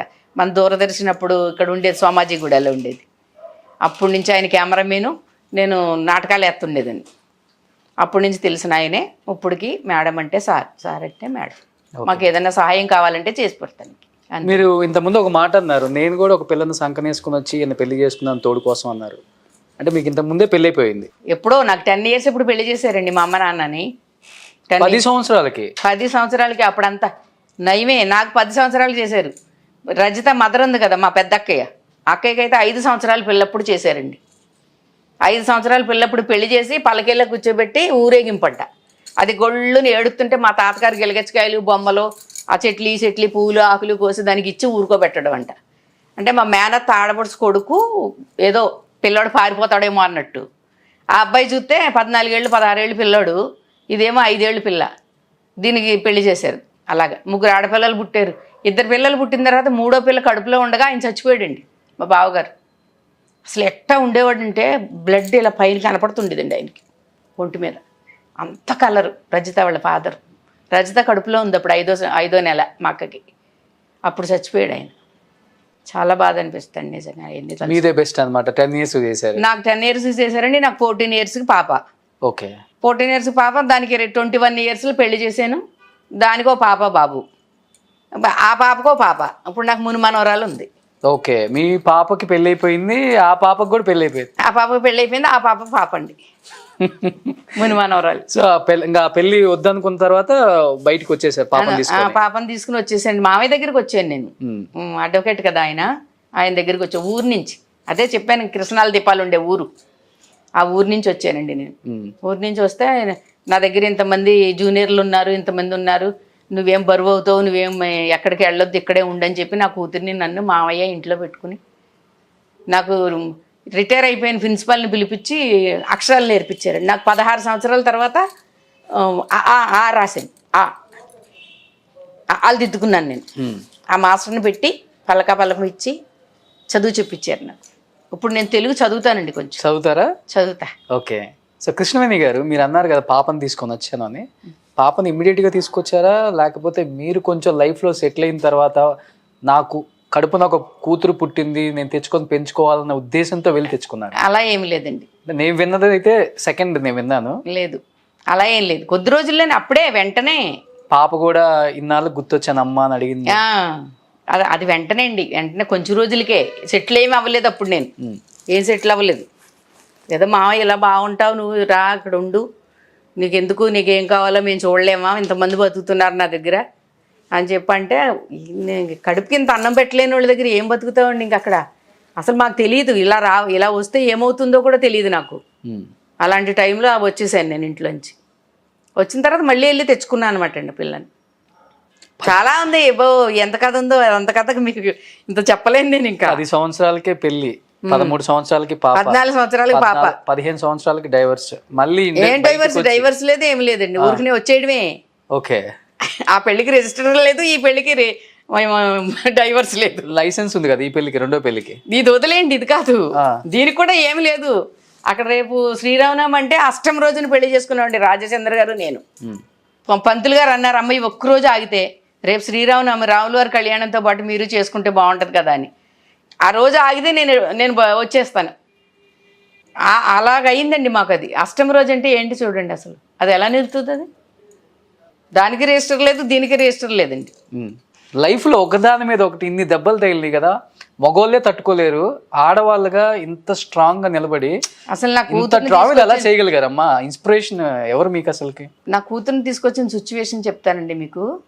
అసలు ఆ సిచ్యువేషన్ అయితే ఎవరికి జరగదు అది అలాగా. నేను పాపను వదిలేసి వచ్చిన తర్వాత మా అత్తగారు ఈ నష్టపదాన్ని వదిలేసిపోయిందే, అది పోయింది, ఎలాగో పోయింది, పిల్లని కూడా తీసుకుని పోలేదే అని అందరి దగ్గర తిట్టేదంటండి. పిల్లని స్కూల్కి పలకిచ్చి స్కూల్కి పంపిస్తే నేను వెళ్ళి రామచంద్రపురాన్ని ఎవరో తెలిసిన వాళ్ళు అంటే, మావయ్య ఇలా కృష్ణ అని ఒక అబ్బాయి ఉంటాడు, పెట్రోల్ బంక్ అబ్బాయి, ఆ అబ్బాయి దగ్గర కారు పెట్టమన్నాను నేను, నువ్వు వెళ్ళి చూసుకుంటే తీసుకురావాలనుకుంటే తీసుకురా, నువ్వు ఉండిపోవాలనుకుంటే అక్కడికి డ్రాప్ అయిపో అని చెప్పేసి పంపించారండి నన్ను. పంపిస్తే నేను వెళితే స్కూల్కి వెళ్ళింది పిల్ల, స్కూల్లో ఉంది. ఇది స్కూల్ అయితే ఇది మా ఆడపడుచు వాళ్ళ ఇల్లు అనమాట అండి. స్కూల్ గోడడ్డు. మాస్టర్ గారు ఏదో డబ్బులు ఇవ్వాల్సి వీళ్ళు ఇంటికి పంపించాడంటండి. వెళ్ళింది ఇలా మళ్ళీ లోపలికి వెళ్తుంటే నా కారు వచ్చి ఇక్కడ స్కూల్ గేట్లో ఆగింది. ఆగితే ఈ పిల్ల లోపల పరిగెత్తుకుని వెళ్ళి మాస్టర్ అది అంటుంది. ఈ లోపు నేను కారు దిగి లోపలికి వెళ్ళా. ఆ మాస్టర్ గారు మా సొంత ఊర్లో అండి, మా ఫాదర్ ఇంట్లో అద్దెకుండేవాడు. అంటే నేను తిరిగి వెళ్ళేటట్టుకు ఒక 6 months పట్టింది. 6 monthsలో నన్ను గుర్తుపట్టలేదు ఆయన. అంత మార్పు వచ్చిందండి నాలో. ఒక చీర కానీ, ఒక కట్టు బొట్టు కానీ అన్నీ. నేను ఆ ఊర్లో ఉన్నప్పుడు మా మామగారు దాక్షారం ఉంది కదండి, దాక్షారం సంతకెళ్ళి నా ఆడపడుచుకి 7 రూపాయలు పెట్టి ఒక ఓణి అది కొంటే 7 రూపాయలు పెట్టి 7 గజాలు చీర తెచ్చిచ్చేవాడు నాకు. ఎప్పుడు పండగలు అది వచ్చినప్పుడు ఆ 7 గజాల చీరలోంచి ఒక గజం ముక్క అలా కోసి కత్తిపెడతో ఇట్ట చేతులు ఇట్ట మెడ ఇలా కోసి దాన్ని చేతితో జాకెట్ కుట్టుకునేదాన్ని నేను.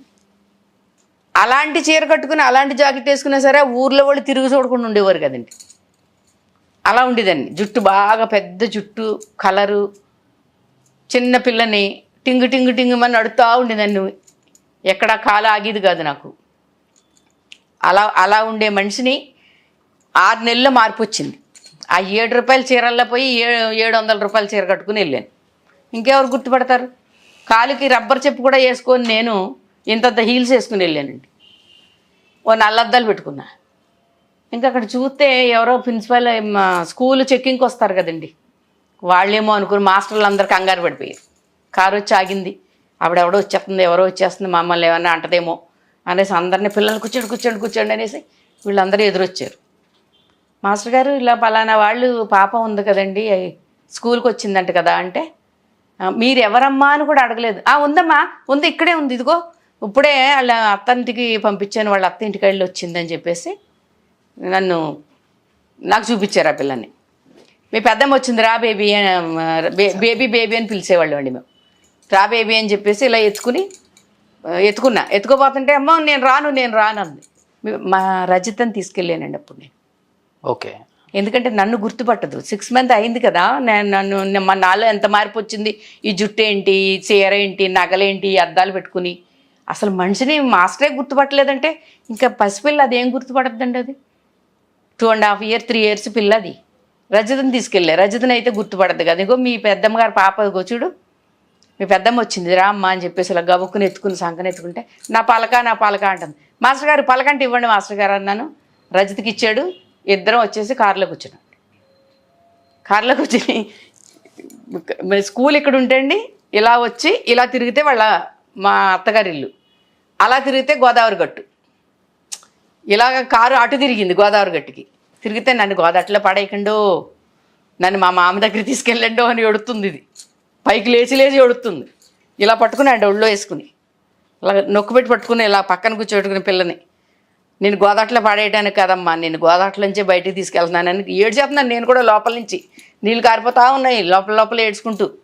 అద్దాలు ఇలా తీసేసి, నేను గోదావరిలో పడేయడానికి కదమ్మా, నేను గోదావరిలోంచి బయటికి తీసుకెళ్తున్నానని కళ్ళు తుడుచుకుందామని ఇలా అద్దాలు తీసి ఇట్లా తుడుచుకుంటే అప్పుడు చూసింది నా కూతురు నా మొహం వంక. ఇట్టా చూసి, కిష్టమేనంటారు మా అమ్మవి, నన్ను వదిలేసి వెళ్ళిపోయావు నువ్వేనా అంది. ఇంక చూడి ఏడుపు వచ్చిందంటే అండి అసలు. ఇంక నేను మళ్ళీ దాక్షారం నా కారు వదిలేసి మళ్ళీ ఎవరైనా వెనకాల ఎమ్మడి పడతారేమో అని, ఎవడరా ఈడు ఇంత స్పీడ్గా పోతున్నాడో నాకు కచీరి సావడి మీద కూర్చున్న మగవాళ్ళు అందరూ లేచి మాట్లాడుకోవడం అన్నీ వినపడుతున్నాయి నాకు. అన్నీ వినపడ్డాయండి కారు టర్న్ చేస్తుంటే. ఇంక అక్కడ కారు అటు పంపించేసి మేము బస్సు ఎక్కాం కాకినాడకి. మా అక్క అంది, రజిత వాళ్ళ అమ్మ, ఎందుకు పోయావు? అప్పుడు 71లో అండి చాలా కర్ఫ్యూలు జరిగి ట్రైన్లు బస్సులు అన్నీ తగలబెట్టేసుకుని, ఏదో అంటారు కదండి జనతా కర్ఫ్యూ, అన్నీ తగలబెట్టేసి మొత్తం చాలా గొడవలు అయిపోయినాయి. ఎక్కడోళ్ళు అక్కడే కాలిపోయి చచ్చిపోయి ట్రైన్లే తగలబెట్టేసేవారు. ఆ టైంలో కదా నేను బయటకు వచ్చాను. ఎక్కడో దేంట్లోనో ఏ బస్సులోనో ట్రైన్లోనో పడి కాలిపోయి ఉంటుంది, చచ్చిపోయి ఉంటుందని అందరూ అనుకుని మర్చిపోయారే. 6 నెలలు అయిపోయింది. ఎందుకు నువ్వు మళ్ళీ ఇప్పుడు పిల్ల కోసం అంటావు ఏంటి? ఎందుకు పిల్లల్ని తీసుకురావాలా? మళ్ళీ వెళ్తే మళ్ళీ ఏమన్నా అంటారేమో వాళ్ళు. అప్పుడు మా అక్క 3 పిల్లల్ని పెట్టుకుని కాకినాడలో ఉంటుందన్నమాట అండి. ఎందుకమ్మా మళ్ళీ వెళ్తాం, వాళ్ళని కదిలించడం, మర్చిపోయిందాన్ని అంది. అప్పుడు నేను అన్నానండి, 3 పిల్లలు ఉన్నారు నీకు, ఒకళ్ళు చచ్చిపోయినా మర్చిపోతావు, లేదు ఒకళ్ళు కనపడకుండా పోయినా మర్చిపోతావు, కానీ నాకు ఉన్నది ఒక్కతే, ఎలా మర్చిపోను నేను? దానికి వాళ్ళు అన్నం కూడా పెట్టరు, నేను ఉన్నప్పుడే పెట్టరు. 6 నెలలు పిల్లప్పుడండి అన్నం పెడదామని ఇంత ఉగ్గిన్నెలో వేసుకుని ఇలా కలిపి కొన్ని పాలచుక్కలు వేస్తాయి. పాపకి అన్నం పెట్టాలంటే ముందు ఇన్ని నీళ్లు పోసి తర్వాత పాలేసేది అత్తగారు. ఇంత గిన్నెడు కుండ నిండా ఆ పిడకలు దాలేసి పాలు కాగుతూ ఉండేవి. అలాంటి ఫ్యామిలీ అండి అక్కడది. నా పెళ్ళికి 1000 రూపాయలు ఖర్చు పెట్టారంటండి వాళ్ళు. 1000 రూపాయలు ఖర్చు పెట్టి దీని మొహాన్ని పోసేమో, 1000 రూపాయలు దీనికి చేసేమో దానికి చేసేమో అని ఆ 1000 రూపాయల గురించే మాట్లాడుతుండేదండి ఎప్పుడు మా అత్తగారు. ఆఖరికి ఏం చేశాను, నేను, ప్రభు గారు, సతీష్ బాబు ఉన్నారు కదా జర్నలిస్ట్, అవును, సతీష్ బాబు, సుధీరు, మేమందరం ఏమంటారండి దాన్ని, వాటర్ది గవర్నమెంట్ది వాటర్ కవరేజ్కి వెళ్ళాం మేము. క్యూర్ వాటర్ ఏదో కవరేజ్కి వెళ్ళాం, ఎక్కడ రాజమండ్రి అటు సైడ్. వెళ్తే అక్క పద మనం మీ ఊరు కూడా చూద్దామని చెప్పి సతీష్ బాబు అంటే తమ్ముడు వెళ్దామని చెప్పి వెళ్ళాం. వెళ్ళేటాడికి మా అత్తగారిని వీధరికి మీద నొలక మంచం మీద పడేసి ఉంచారు. 3 రోజుల నుంచి స్పూన్లో నీళ్లు పోతే కూడా మింగట్లేదంటే నోట్లోనే ఉంటున్నాయంట. వెళ్ళాం, ఇదే మా అత్తగారి ఇల్లు అన్న. వెళ్ళి పైకి వెళ్ళి ఇలాగుంది ముసలమ్మ మంచమే పడేసి ఉంచాము అంది. అంటే అత్తయ్య అన్నాను. వెళ్ళి ఎన్నేళ్ళ తర్వాత అనుకుంటున్నారు, 20-30 సంవత్సరాలు అయింది. 30 సంవత్సరాల తర్వాత, 30 సంవత్సరాల తర్వాత వెళ్ళి కనిపించే. అత్తయ్య అంటేనే కృష్ణవేణి వచ్చింది చూడు, నీ కోడలు వచ్చింది, అది ఇది అంటున్నారు. ఆ పక్కన కూతురు ఎవరో ఉండి, వాళ్ళు కూడా గుర్తుపట్టలేదండి నేను, ఎవరో వాళ్ళు ఉన్నవాళ్ళు ఎవరో తెలియదు నాకు. అంటేని వచ్చిందా, నీళ్లు మింగని మంచి మాట్లాడింది. వచ్చిందా, కర్మం ఏం చేస్తాం, ఎవరు భగవంతుడు ఎవరి తలరాతన ఎలా రాసాడో అది అలా వెళ్ళిపోయింది. వచ్చిందా అందండి. ఇలా సగం సూపు కళ్ళు సగం తెరిచింది. 1000 రూపాయలు అనేది కదా, ఆ 1000 రూపాయలు చేతులు పెట్టి ముసలమ్మకి ఏమన్నా కొని పెట్టండి బతుకుంటే, లేకపోతే వెళ్ళిపోతే దాని ఖర్చులు పెట్టుకోండి అని చెప్పి 1000 రూపాయలు.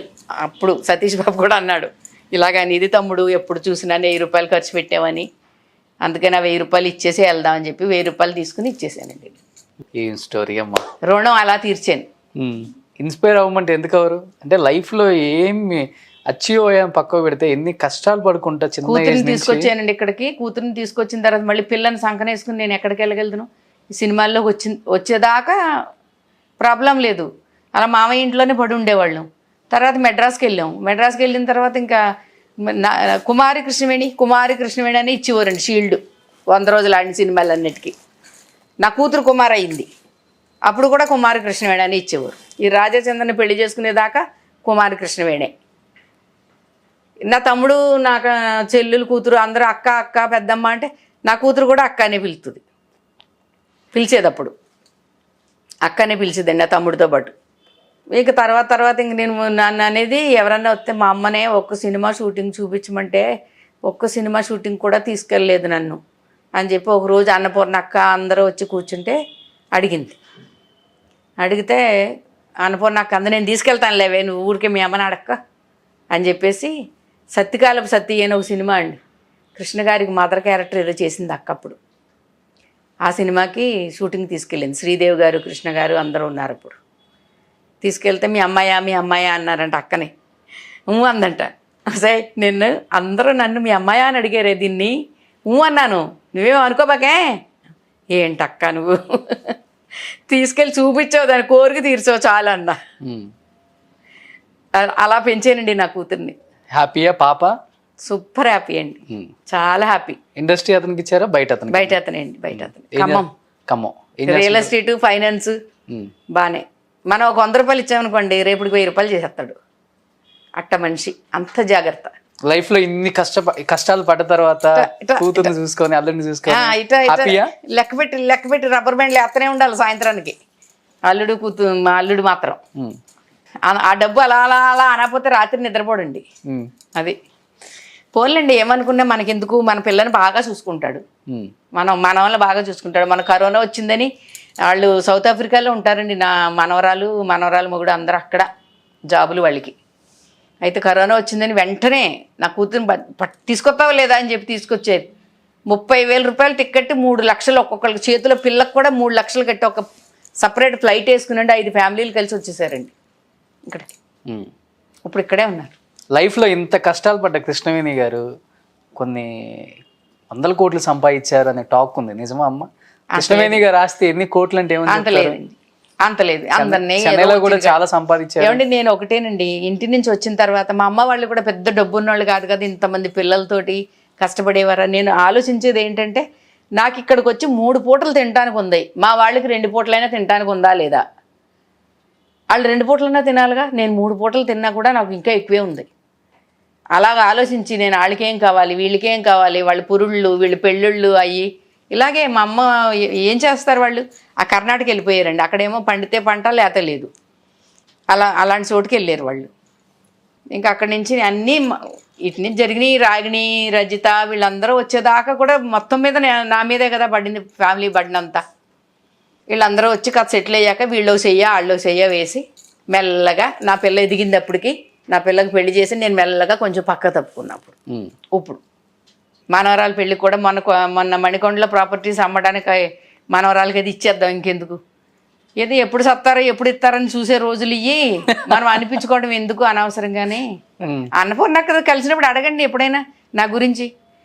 84లో అసలు పోవాల్సింది నేను. ఓ 40 డేస్ కోమాలో ఉండి ఆపరేషన్ల మీద ఆపరేషన్లు చేసి ఏమైంది, ఏదో అయిపోయిందండి కడుపులో. వాళ్ళు ఏదో చేసేసారు, పెద్ద డాక్టర్ విజయ హాస్పిటల్లో. ఓకే, ఏదో సిస్ట్ అని చిన్నగా ఊరికే వాటర్ రిమూవ్ చేయాలి అలా అని చెప్పి ఓపెన్ చేసి, సత్యభామారెడ్డి అని పెద్ద డాక్టర్ ఆవిడ, మన గుంటూరు గవర్నమెంట్ హాస్పిటల్ డాక్టర్ అన్నమాట అండి ఆవిడ్ని నాగిరెడ్డి గారు తెచ్చుకున్నాడు విజయ హాస్పిటల్కి. రిటైర్ అయిపోయింది అక్కడ, ఇక్కడ తెచ్చుకున్నాడు, పెద్ద సీనియర్ కదా ఆవిడ. తెచ్చుకుంటే ఆవిడ ఏం చేసింది, అన్నీ ఇలా చేసేసింది, అన్నీ జూనియర్లను చుట్టూ నుంచోబెట్టుకుని నేను అలా చూస్తూనే ఉన్నానండి. అన్ని పైన కనపడుతూనే ఉంది నాకు, వీళ్ళు ఏం చేస్తున్నారండి. అన్నీ అయిపోయిన తర్వాత టిచ్చేసేయండి అంది వెళ్ళిపోయిందండి ఆవిడ. వీళ్ళు యూరిన్ బ్లాడర్ లోపల పెట్టి కుట్టేశారు. యూరిన్ బ్లాడర్ ఓలు పడిపోయింది, పొట్టలో యూరిన్ కిందకు రాకుండా ఇంకా పొట్టంతా యూరిన్ అయిపోయి ఇంకా సైడ్ నుంచి డ్యామేజ్. ఇంకా అన్నపూర్ణక్క వాళ్ళ అమ్మ అయితే అమ్మ ఏడు చేశారండి. ఇంకా అసలు నేను బతకనేనే. ఒక 40 days కోమా మొత్తం. ఎవరు వచ్చినా ఏమీ తెలియదు నాకు.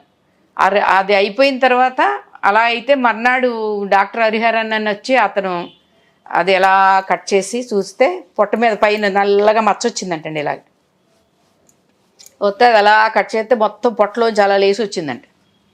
ఇంత దూది చుట్టుపట్టి లోపల పెట్టేసి ఇలా ఇలా అయింది ఆ అమ్మాయికి అని చెప్పి ఆవిడకి చెప్తే ఆవిడ తీసుకుపోయి లోపలికి ఒక 3 hours 4 hours ఆపరేషన్ మొత్తం అంతా క్లీన్ చేసి రబ్బర్లు వేసారండి. ఇంతంత వెడల్పు పొట్టలోంచి ఇక్కడి నుంచి ఒక రబ్బరు, ఇక్కడి నుంచి ఒక రబ్బర్లు వేసి తీసుకొచ్చి పడేశారు. అప్పుడు నేను చూస్తున్నానండి, నా కళ్ళకు ఒక క్రీమ్ లాంటిది పెట్టేసి గుడ్డ కట్టేశారండి వాళ్ళు. ఆ తీసినప్పుడు ఆ క్రీమ్ తొడవడం అన్నీ క్లీన్ చేయాలి కదా, ఏదో తీసుకొచ్చేసారు పడేశారు. ఆ క్రీమ్ తొడవలేదు. 2 రోజులు 3 రోజులు అయింది. అసలు నా కళ్ళు కనపడతలేదండి. ఇంకా కళ్ళు తెరు అంటారు. కళ్ళు తెరితే ఏం కనపడతలేదు నాకు. కళ్ళు కనపడతలేదండి అంటే అప్పుడు కళ్ళ డాక్టర్ని పిలిపించి మొత్తం క్లీన్ చేయించి 40 రోజులండి కోమాలో ఉన్నాను నేను విజయ హాస్పిటల్. అప్పుడు రాజచంద్ర గారు బతుకున్నాడు కదా, ఆయన ఆ డాక్టర్ని నా పెళ్ళానికి ఏదైనా అయిందంటే ఈ విజయ హాస్పిటల్ అంతా శ్మశానం చేసేస్తాను జాగ్రత్త. ఆ అమ్మాయి ఏమనుకుంటున్నారు మీరు? ఆర్టిస్ట్, నా భార్య, చిట్టూరు వాళ్ళ అమ్మాయి. అదే బెదిరించేసి ఆవిడ వచ్చి నా చేతులు పట్టుకుని, అమ్మ ఇలా అంటున్నాడా రాజచంద్ర, నీకు చెప్పమ్మా, నీ దగ్గరకు వచ్చినప్పుడు నేనేమన్నా కావాలని చేస్తానా? నేను ఇంత పెద్ద డాక్టర్ని అయ్యుండి నా 60 సంవత్సరాలు నా రిటైర్ అయ్యేదాకా నేను ఇంతవరకు ఇలాంటి కేసును చూడలేదు. నా ప్రాబ్లం ఎవ్వరికీ లేదంటండి. అలాగా ఇప్పుడు ఈ కేసులాగా నీకులాగా ఎవరిని చూడలేదు నేను. నీకేంటి ఇలా అయింది అసలు? ఇదేంటి నీ కర్మ నా కర్మ అర్థం కావట్లేదు. ఎట్టా అరుతున్నాడు ఏంటి వచ్చి రాజచంద్ర అని చెప్పి అట్లా బాధపడిందండి ఆవిడ. ఇప్పుడు మణికొండలో ప్రాపర్టీ తీసేసి మనవరాలకి ఇచ్చేసారు. అన్ని క్లియర్ అండి, ఏం లేదు. ప్రాపర్టీస్ అంతా ఇచ్చేసారు. ఇంకా అంతే, ఎవరికి ఇవ్వాలా? అంటూ ఏమైనా ఉంచుకున్నారు ఇప్పుడు? నాకు ఉన్నాయండి. నాకు కావాల్సినవన్నీ నేను పెట్టుకున్నా. ఎప్పుడండి సిటీ వదిలి వచ్చిన తర్వాత నా ప్లేట్లో 4 ముద్దలు ఉంటేనే 2, 3 ఎవరికైనా పెడతాను, లేకపోతే పెట్టను. అది అప్పటి నుంచి ఉంది, ఇప్పుడు ఉంది. అందుకని మెడ్రాస్లో ఇల్లు కూడా పెట్టుకోగలిగాను నేను. ఉందా ఇప్పుడు కూడా? లేదండి, మా అమ్మాయికి ఇచ్చాను కదా, పాప కట్నం. పాపకి ఇల్లు ఇచ్చి పెళ్లి చేసి అక్కడ పెట్టి వచ్చాను. వాళ్ళు జాగ్రత్త పెట్టుకున్నారని అమ్ముకు. ఇంకా అసలు మనం అడగడానికి లేదు కదండి, ఇది నీదే అని ఇచ్చిన తర్వాత ఎందుకు అమ్మేరు, ఏం చేస్తారు? అది అమ్మేరు కాబట్టి ఇంకొక దాని మీద వేసుకున్నారు. అప్పుడు లక్షలు ఉండే, ఇప్పుడు కోట్లు వచ్చినాయి. ఇప్పుడంతా హ్యాపీ ఫ్యామిలీ, సూపర్ అండి. పిల్లలు, మనవళ్ళు, ముని మనవళ్ళు అందరూ. సో అప్పటి నుంచి సినిమాలు చేసుకుంటూ వస్తున్నారు. మధ్య మధ్యలో చిన్న చిన్న డైరెక్టర్లు. మాకు ఎంత డబ్బు ఇచ్చేవారండి అప్పుడు సినిమాలకి. అసలు గురు శిష్యుల సినిమా ఎన్ని రోజులు, నెల రోజులు, 35 రోజులు పైన చేశాను. 40,000 మాట్లాడింది. దాంట్లో 20,000 ఇచ్చారు, 20,000 ఎగ్గొట్టారు. అలా ఎంత? ఆ బండోడు గుండమ్మ సినిమా ఒకటి ఉందండి, కృష్ణ గారు జయప్రదతో చేశాను నేను, రామలింగయ్య గారి కూతురు. ఆ క్యారెక్టర్ చూసే నాకు వారాలపై ఇచ్చారు వీళ్ళు. ముందు బండోడు గుండమ్మ, ఆ బండోడు గుండమ్మలో ఆ వేషం చూసి ఈ వారాలపై చేయమని పట్టుబట్టారు వీళ్ళు. నాకు అందులో కూడా అలాంటి వేషం అని నాకు తెలీదు. హీరోయిన్గా చేస్తున్నానా, నిర్మలమ్మ గారు వచ్చి మీకు మేనగోడల్ని పెద్ద ఇక్కడే పెట్టి కూర్చుంటే ఎవరిస్తారో ఈ వేషాలు, మెడ్రాస్ పంపించు, మెడ్రాస్లో కదా షూటింగ్లు జరుగుతున్నాయి అని చెప్పి మా మావయ్యని అడిగి వాళ్ళ ఇంటికి పంపమంటే మా మావయ్య వాళ్ళ ఇంటికి పంపించాడు నన్ను, నిర్మలమ్మ గారింటికి పంపిస్తే అక్కడ ఇదిగో దాసరి అబ్బాయే సినిమా తీస్తున్నాడు అంటే వెళ్ళి కనపడంది అంటే మనిషిని ఇచ్చి పంపించిందండి, కారు ఇచ్చి మనిషిని ఇచ్చి పంపించింది. వెళ్ళి కనిపించొచ్చా. ఆయన ఆ బండోడు గుండమ్మలో వేషం ఇచ్చారు. అంటే నేను ఇలాంటి వేషం ఏంటమ్మా, అమ్మ ఏదో వేషం అంటున్నారమ్మా అంటే, నువ్వు హీరోయినే చేస్తానంటే రావే వేషాలు, నీకు ఏదొస్తే అది చేసేయాలి అంతే. మన పెద్ద నిర్మల గారు అసలు నన్ను రాంగ్ రూట్ పట్టించింది ఆవిడండి. ఏ వేషం పడితే ఆ వేషం వేసేయాలి అంతే. ఏ వేషం పడితే ఆ వేషం వేసేస్తే అలాగే అయిపోయిందండి అది.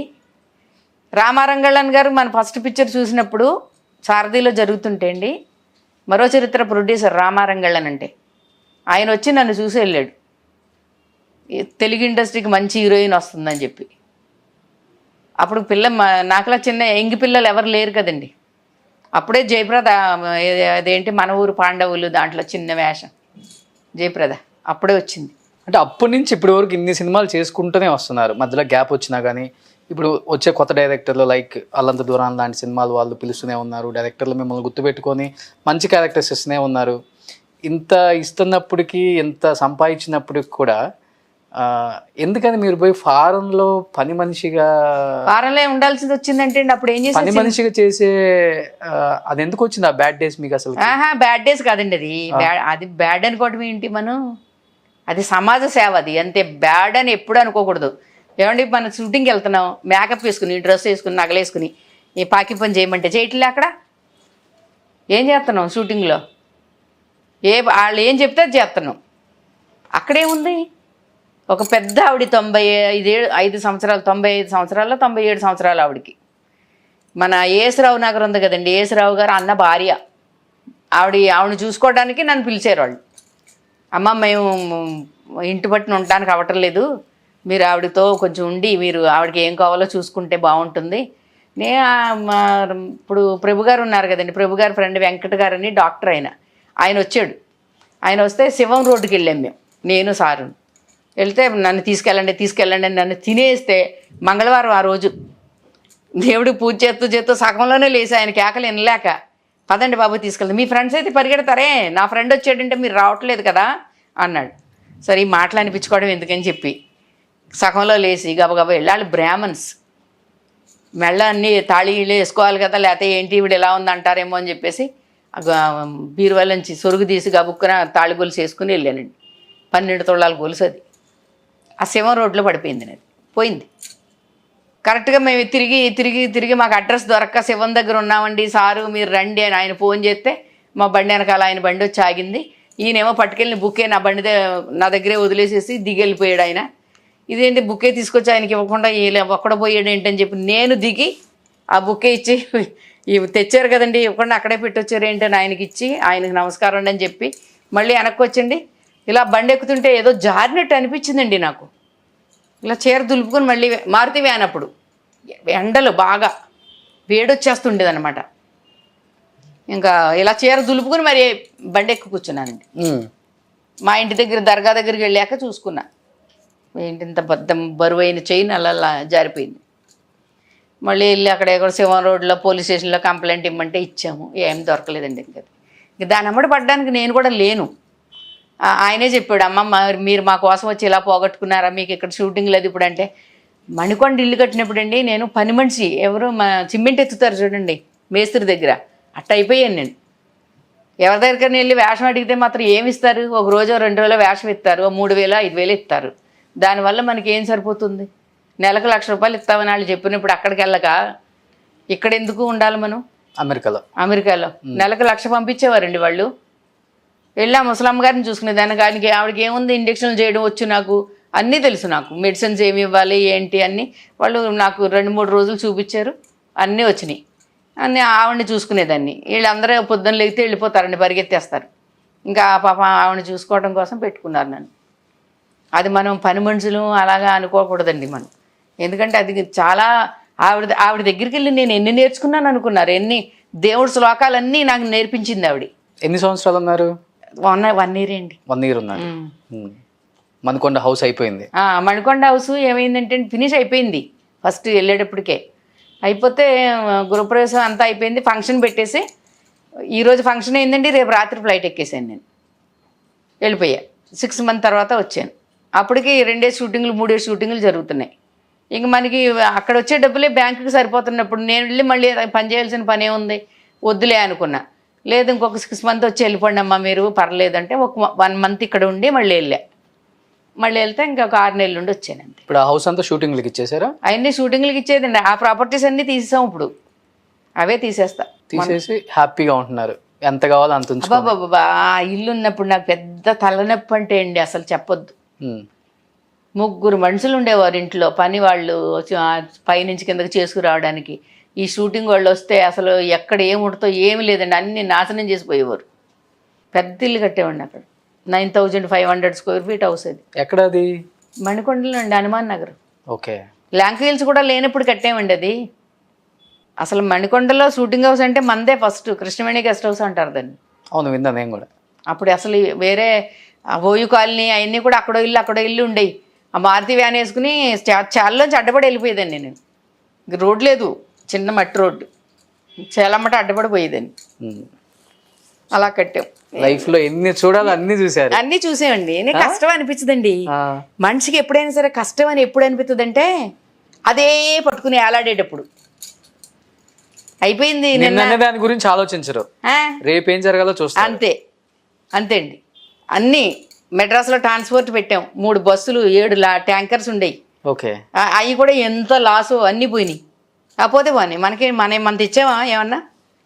అక్కడ వచ్చినాయి, ఆడ ఎంత పెడతా అన్నాడు, ఈడు ఎంత పెడతా అన్నాడు, మనం అన్నా ఆడు పెట్టాడు, పోనీ మనది కాదు.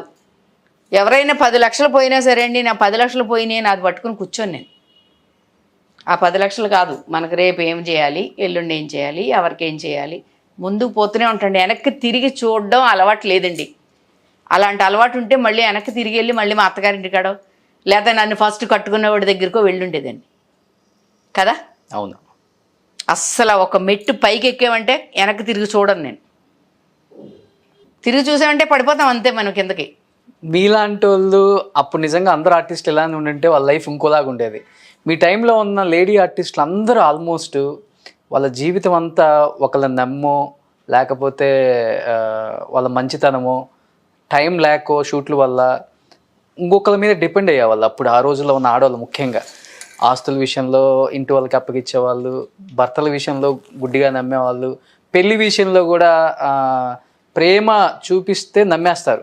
మీ టైం వాళ్ళంతా అలానే, అంటే అది ఎట్లా చెప్పాలి, వాళ్ళ జీవితాన్ని పాడు చేసుకున్నారు అని చెప్పాలా లేకపోతే పూర్తిగా ఇండస్ట్రీకి వచ్చి ఇలా పాడైపోయారని చెప్పాలో కూడా అర్థం కదమ్మా. ఎందుకు జీవితాలు అట్లా అయిపోయాయి ఆడవాళ్ళే? మీ టైంలో ఉన్న వాళ్ళు సావిత్రమ్మ దగ్గర నుంచి ఇప్పుడు దాకా చూస్తూనే ఉన్నారు. గారు రామాయణంలో పిడకల వేట, నా ఇల్లు నా వాళ్ళు ఏదో ఒక సినిమా జరిగింది. ఆ సినిమా చేసి నెలకు చచ్చిపోయింది ఆవిడ మెడ్రాస్లో అండి. ఆవిడని నేను డైరెక్ట్గా ఎప్పుడు చూడలేదు. ప్రసాద్ స్టూడియోలో అలా బయట కుర్చీలో కూర్చుని ఉన్నారు.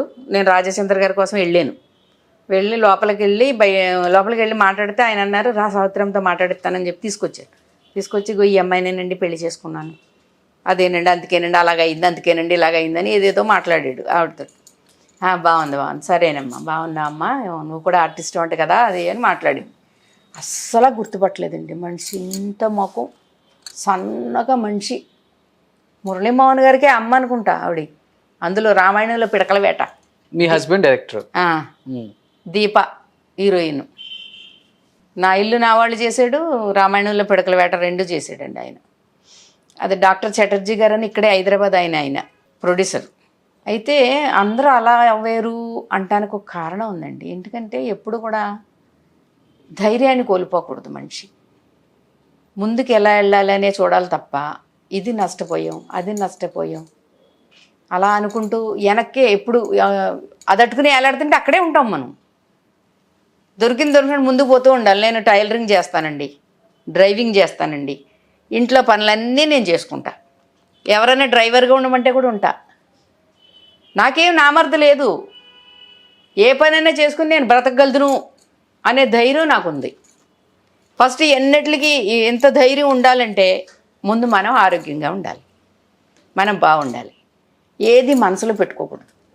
జరిగిపోయిందంతా అయ్యో. ఇప్పుడు నిజంగా చెప్తానండి, ఇప్పుడు రాజచంద్ర గారు బతుకుంటే ఎంత పెద్ద డైరెక్టర్ అయి ఉండేవాడు, నేను ఏ రేంజ్లో ఉండేదాన్ని, ఎన్ని సినిమాలు తీసి ఉండేవాళ్ళం. ఇప్పుడు నేను అదే నెమరేసుకుంటూ అలాగే బెంగెట్టుకుని అలాగే ఇలాగైపోయింది ఏంటి అని అనుకుంటూ ఉంటే నేను ఈ మాత్రం బ్రతకగలదురండి. మనసుని ఎప్పుడు ప్రశాంతంగా పెట్టుకోవాలి. ఎవరికన్నా కష్టం వస్తే వాళ్ళు కూడా మన దగ్గరికి తెచ్చుకోవాలి. మనం ఎలా ఉన్నాం, ఎంత ప్రశాంతంగా ఉన్నాం, అలాగా ఇదమ్మా అలా కాదు, ఇలా ఉండండి, ఇది చేయండి, మీరు చేయలేరా నేను చేయనా, రండి వెళ్దాం అని చెప్పి వాళ్ళకి చిన్న హెల్ప్. అలాంటి మాటలతోటి ఆ మనుషులను కూడా మనం పైకి చేయందించి లేపడానికి చూడాలి. అంతేగాని మనం కుంగిపోతే ఎవరు చేస్తారండి మనకి. ఇప్పుడు నేను ఒక్కదానే ఉంటానండి, ఎక్కడ సన్ సిటీ దగ్గర బండలు కూడా.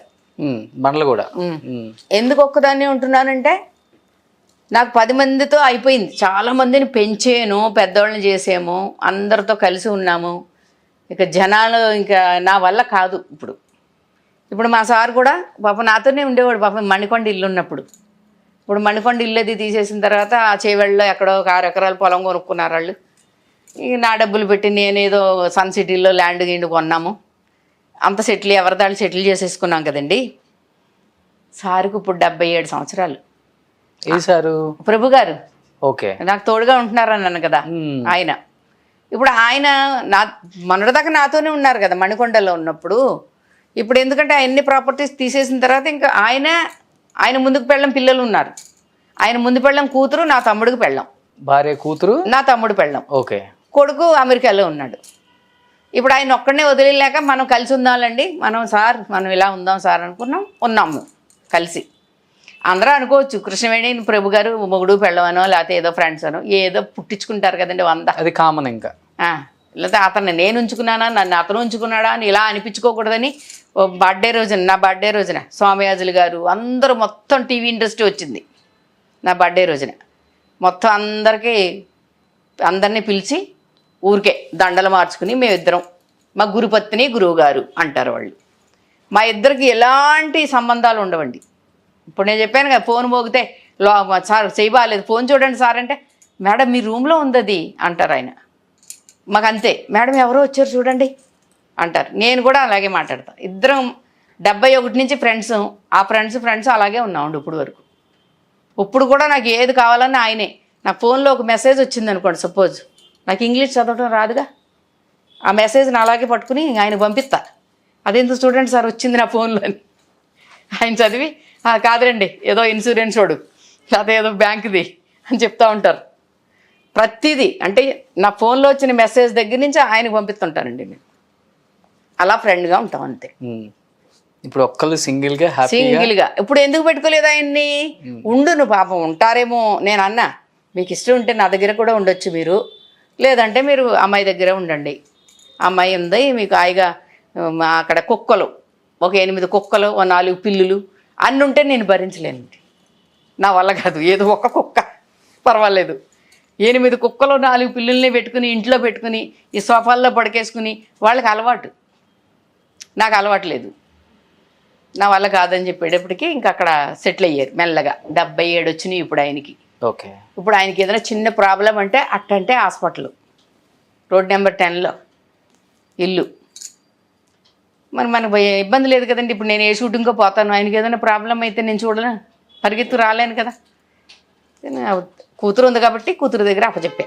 మీ జీవితాన్ని ఇంత దగ్గరగా చూశారు కాబట్టి రాగిణి గారు, రజిత గారు, మనకు జీవితంలో పెళ్ళంటే వద్దు, భర్త అనేవాడు అవసరం లేదు, మా జీవితం మేము హ్యాపీగా ఇలా ఎంజాయ్ చేస్తాం, షూటింగ్లు చేసుకుంటూ ఫ్యామిలీని చూసుకుంటూ. పచ్చిగా చెప్పండి, నేను పచ్చిగా చెప్పండి. రాగిణికి మనవరాలు ఉంది, రాగిణికి ఎప్పుడో పెళ్ళయింది, ఓకే, కొడుకున్నాడు, కానీ ఎక్కువ జర్మనీలో ఉంటాడు వాడు. న్యూస్ అంతా అలా చెప్పుకుంటారండి. నా చెల్లెలని చెప్పడం కాదు, కుటుంబం కోసం త్యాగం చేశానని చెప్పుద్దండి రాగిణి. మాటకి చెప్తా, అది 13వ పిల్ల అంటే మిగిలిన 12 మంది పోయారా? మిగిలిన 12 మంది ఏమయ్యారు? కుటుంబం కోసం ఎవడో ఏం చేయలేదా? అసలు ఇది కుటుంబం కోసం త్యాగం చేయడానికి ఎక్కడి నుంచి వచ్చింది ఇది? మీ ఇద్దరికి మాటలు ఉన్నాయి అసలుకి? మీ ఇద్దరు చక్కగా ఉంటాం. నిన్న కూడా దాని ఇంటికి వెళ్ళి ఇప్పుడు కూడా వెళ్తాను, మళ్ళీ వెళ్ళాలి. అయిగో దాని చెప్పులు, మన బాంబాయి వెళ్ళానండి, బాంబాయి ప్రాజెక్ట్ ఒకటి ఒప్పుకున్నాను, షూటింగ్కి వెళ్ళా. బాంబాయి నేను చెప్పులు తీసుకొచ్చేదానికి ఇవ్వాలి ఇప్పుడు వెళ్ళి.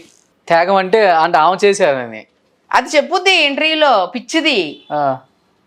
మళ్ళీ అంటే నాకు కొడుకున్నాడు, నా మనవరాలు ఉంది, నేను ఇవన్నీ చెప్పుకుంటే ఎవడిస్తాడు, వేషాలు చెప్పుకోకపోతే ఎవరు ఏం చేయమంటారు, ఎవరు తోడు ఉంటారు అంటది, ఏదో మాట్లాడుద్ది.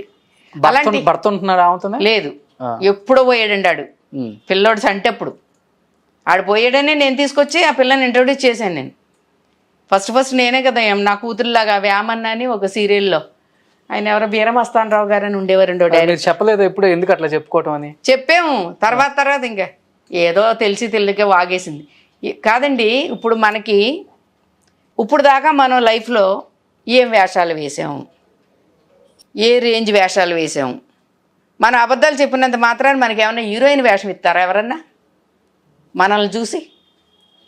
ఇప్పుడు దాకా వేసిన వేషాలు లాంటివే వస్తున్నాయి. మంచి ఆర్టిస్ట్ రాగిణి గారు కూడా, సూపర్ ఆర్టిస్ట్, సూపర్ డాన్సర్ కూడా, మంచి ఫోటోజెనిక్ ఫేస్ కాదు, సూపర్ డాన్సర్ కూడా. దాని కూచిపూడి అక్కడే నేర్పించానుగా మెడ్రాస్లో చిన్న సచిన్ గారి దగ్గర. ఓకే, అక్కడే స్టార్ట్ చేసింది. తర్వాత ఇక్కడికి వచ్చి ఇంకో మాస్టర్ ఉంటే ఆ మాస్టర్ దగ్గర నేర్చుకుంది. ఫస్ట్ నా ఇంట్లోనే ఉంది కదండి. వాళ్ళందరినీ మొత్తం మొగుడు పిల్లాడిని అందరినీ వేసుకుని మా ఇంటికాడే మొత్తం మెడ్రాస్లోనే. దాని కొడుకు కూడా నా ఇంట్లోనే పుట్టాడు. ఓకే. జైలు పక్షి సినిమా ఎప్పుడు వచ్చిందో డేట్ కొట్టండి. జైలు పక్షి సినిమా అప్పుడు పుట్టాడు వాడు. కిరణ్ మీద నేనే పేరు పెట్టాను వాడికి. రజిత గారు చేసుకోలేదు. రజిత చేసుకోలేదండి. అంటే మీ జీవితాలు దగ్గరగా చూసి ఆ వద్దనుకున్నారు అనుకున్నా నేను. అంత సీక్రెట్లీ ఉండవండి. ఏ సినిమాల్లో ఏదో అలవాటు పడిపోయి ఇంకా ఏదో ఏమంటారు దాన్ని, ఆవు గట్టుని మెత్తే దూడ చేలో మెత్తదా అని గట్టు మీద మెత్తది అది కూడాని. అంతే, ఎవరి అలవాట్లు వాళ్ళు. ఎవరి గురించి మనం చెడ్డగా మాట్లాడతాం, ఎవరి గురించి ఏం చెప్తాం చెప్పండి. ఫస్ట్ లో ఒక వాడాడని గుర్తుందా, కృష్ణవేణి గారి జీవితం అంటే తెరిచిన పుస్తకం అని. మీరు ఇందులో మీకు కావాల్సిన అన్ని వేసుకోండి. నేను ఇప్పుడు ఎవరేమనుకుంటారో కూడా నేను ఏమీ పట్టించుకోను అసలు, నిజంగా చెప్తానండి. ఇన్ని సంవత్సరాలు వచ్చిన తర్వాత ఇంకా కాదండి, జరిగినట్టు చెప్పుకోవడానికి కూడా అబద్ధాలు ఎందుకు? నీకేమైనా హీరోయిన్ వేషాలు పోతున్నాయంటే అబద్ధం చెప్పుకోవాలి. 40 ఏళ్ళు 50 ఏళ్ళు వచ్చేసినాయి ఒక్కొక్కరికి. ఇప్పుడు రజిత నా కూతురు ఒకే ఏజ్ అండి. నా కూతురికి మనవరాలు కూడా వచ్చింది. నా కూతురికి రజతికి 21 days డిఫరెన్స్. రాగిణికి రజతికి 1 year డిఫరెన్స్. రాగిణి 1 year చిన్నది. అంటే మనవరాలు పుట్టిన తర్వాత మా అమ్మకి మళ్ళీ ఆ పిల్ల తర్వాత పిల్లోడు మా అమ్మకి. మును మనవరాలు పుట్టాక కూడా మా అమ్మకి పిల్లోడు పుట్టాడు. మా అక్కయ్యకి మనవరాలు పుట్టింది. మనవరాలు పుట్టినప్పుడు నా తమ్ముడు పుట్టాడు. అదండి.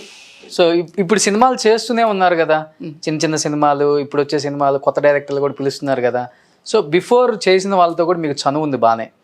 అంటే నేను చిన్న చిన్న సినిమాలు పిలుస్తున్నారు, లైక్ ఇప్పుడు కొన్ని సినిమాలు చేస్తున్నారు, కొంతమంది పేర్లు తెలియదు అన్నారు. ఆ చనువు ఇంత మాట్లాడే కలుపుపోయే తనం కూడా ఉంది కదా. ఎప్పుడు అడగరా చిరంజీవి గారిని, బాలకృష్ణ గారిని ఎక్కడైనా కలిసిన సందర్భంలో? సినిమాల గురించి అడగ, ఒక అమ్మగా పనికి వస్తారు. మీరు ఏమనుకోద్దు మాట చెప్తా. మా రాజశేఖర్ గారు ఉన్నప్పుడు రఘువరం దగ్గర నుంచి ఆల్బమ్ పట్టుకుని మన ఇంటికి వచ్చిన వాళ్ళు. ఓకే. ఏమండి, మనం ఎవరి దగ్గరికి వెళ్ళి మనం అడుగుతాం సినిమాల్లో వేషం ఇవ్వండి అని? నా టైం బాగోక రాజశేఖర్కి అలా అయిపోయింది. రాజశేఖర్ బతుకున్నప్పుడు ఎంతమంది నా ఇంటి ముందు ఆల్బమ్ పట్టుకుని కూర్చున్నారు. ఎవరెవరు వచ్చేవాళ్ళమ్మ అప్పుడు? చాలా మంది వచ్చారండి. ఎందుకులండి వాళ్ళందరి పేర్లు, చాలా మంది వచ్చారు. హీరోయిన్లు వచ్చారు, ఇప్పుడు హీరోయిన్లు అయ్యి ఉన్న వాళ్ళు వచ్చారు. నేను పోయి వాళ్ళ దగ్గర వేషం ఇవ్వండి అని నేను ఎలా అడుక్కుంటానండి? అంటే వేషం అంటే ఇప్పుడు చేస్తున్నాను, చిన్న చిన్న సినిమాలు చేస్తున్నానని తెలుసు, చాలా మందికి తెలుసండి, చేస్తున్నానని తెలుసు. కానీ మనం వేరే విధంగా మన దగ్గర మాట్లాడలేరు. వాళ్ళకి 4 రకాలుగా పనిచేసే మనుషులు కావాలి. ఇప్పుడు బెంగళూరు నుంచి తీసుకొచ్చి మొత్తం ఇక్కడ పెడుతున్నారండి ఆర్టిస్టులని. ఏది కన్నడలో చిన్న చిన్న వేషాలు వేసుకునే వాళ్ళు కూడా వచ్చి ఇక్కడ హీరోయిన్లు అంటారు, అమ్మలు అంటారు ఉంటున్నారు. వీళ్ళందరూ ఎందుకు వస్తున్నారు అంత గబగబాన్ని పరిగెత్తుకుని?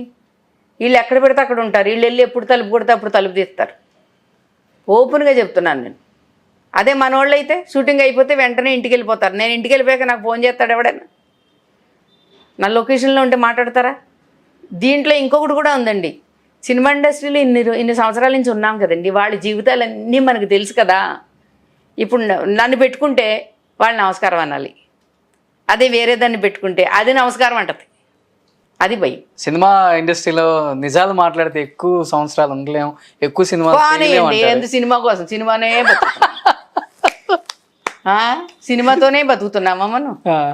ఇదే మాట నా మొగుడిని మర్డర్ చేయించిన అది ఏమన్నాలో నాకు అర్థం కావట్లేదు. ఆ లఫడాది ఇదే మాట మాట్లాడిందండి, నీకు సినిమా ఇండస్ట్రీలో చోటు లేకుండా చేస్తాను, నీకు సినిమాల్లో వేషాలు లేకుండా చేస్తానని. అప్పుడు నేను ఏం చెప్పాను తెలుసండి? 20 రూపాయలకి శనగలు కొనుక్కుని 100 రూపాయలకి అమ్ముకుని బతుకుతాను, నువ్వు బతకగలదువా అని అడిగా. దీంట్లో ఏముందండి? మన పని, నా పని నేనేమైనా చేసుకోగలను.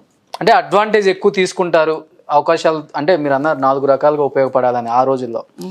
అలాంటి బ్యాడ్ ఏమన్నా జరిగిందా మీకు? బ్యాడ్ డేస్ ఏమన్నా? ఎప్పుడండి నన్ను చూస్తే అందరికి భయం అండి బాబు. ఎందుకు వచ్చింది మాట? ఎవరైనా సరే అసలు నేను వస్తుంటే ఇలా మొఖం ఇలా పెట్టుకుని వెళ్ళిపోతుంటారు. సరే భయపడండి, తిరిగి వెళ్ళండి అనుకుంటాను నేను.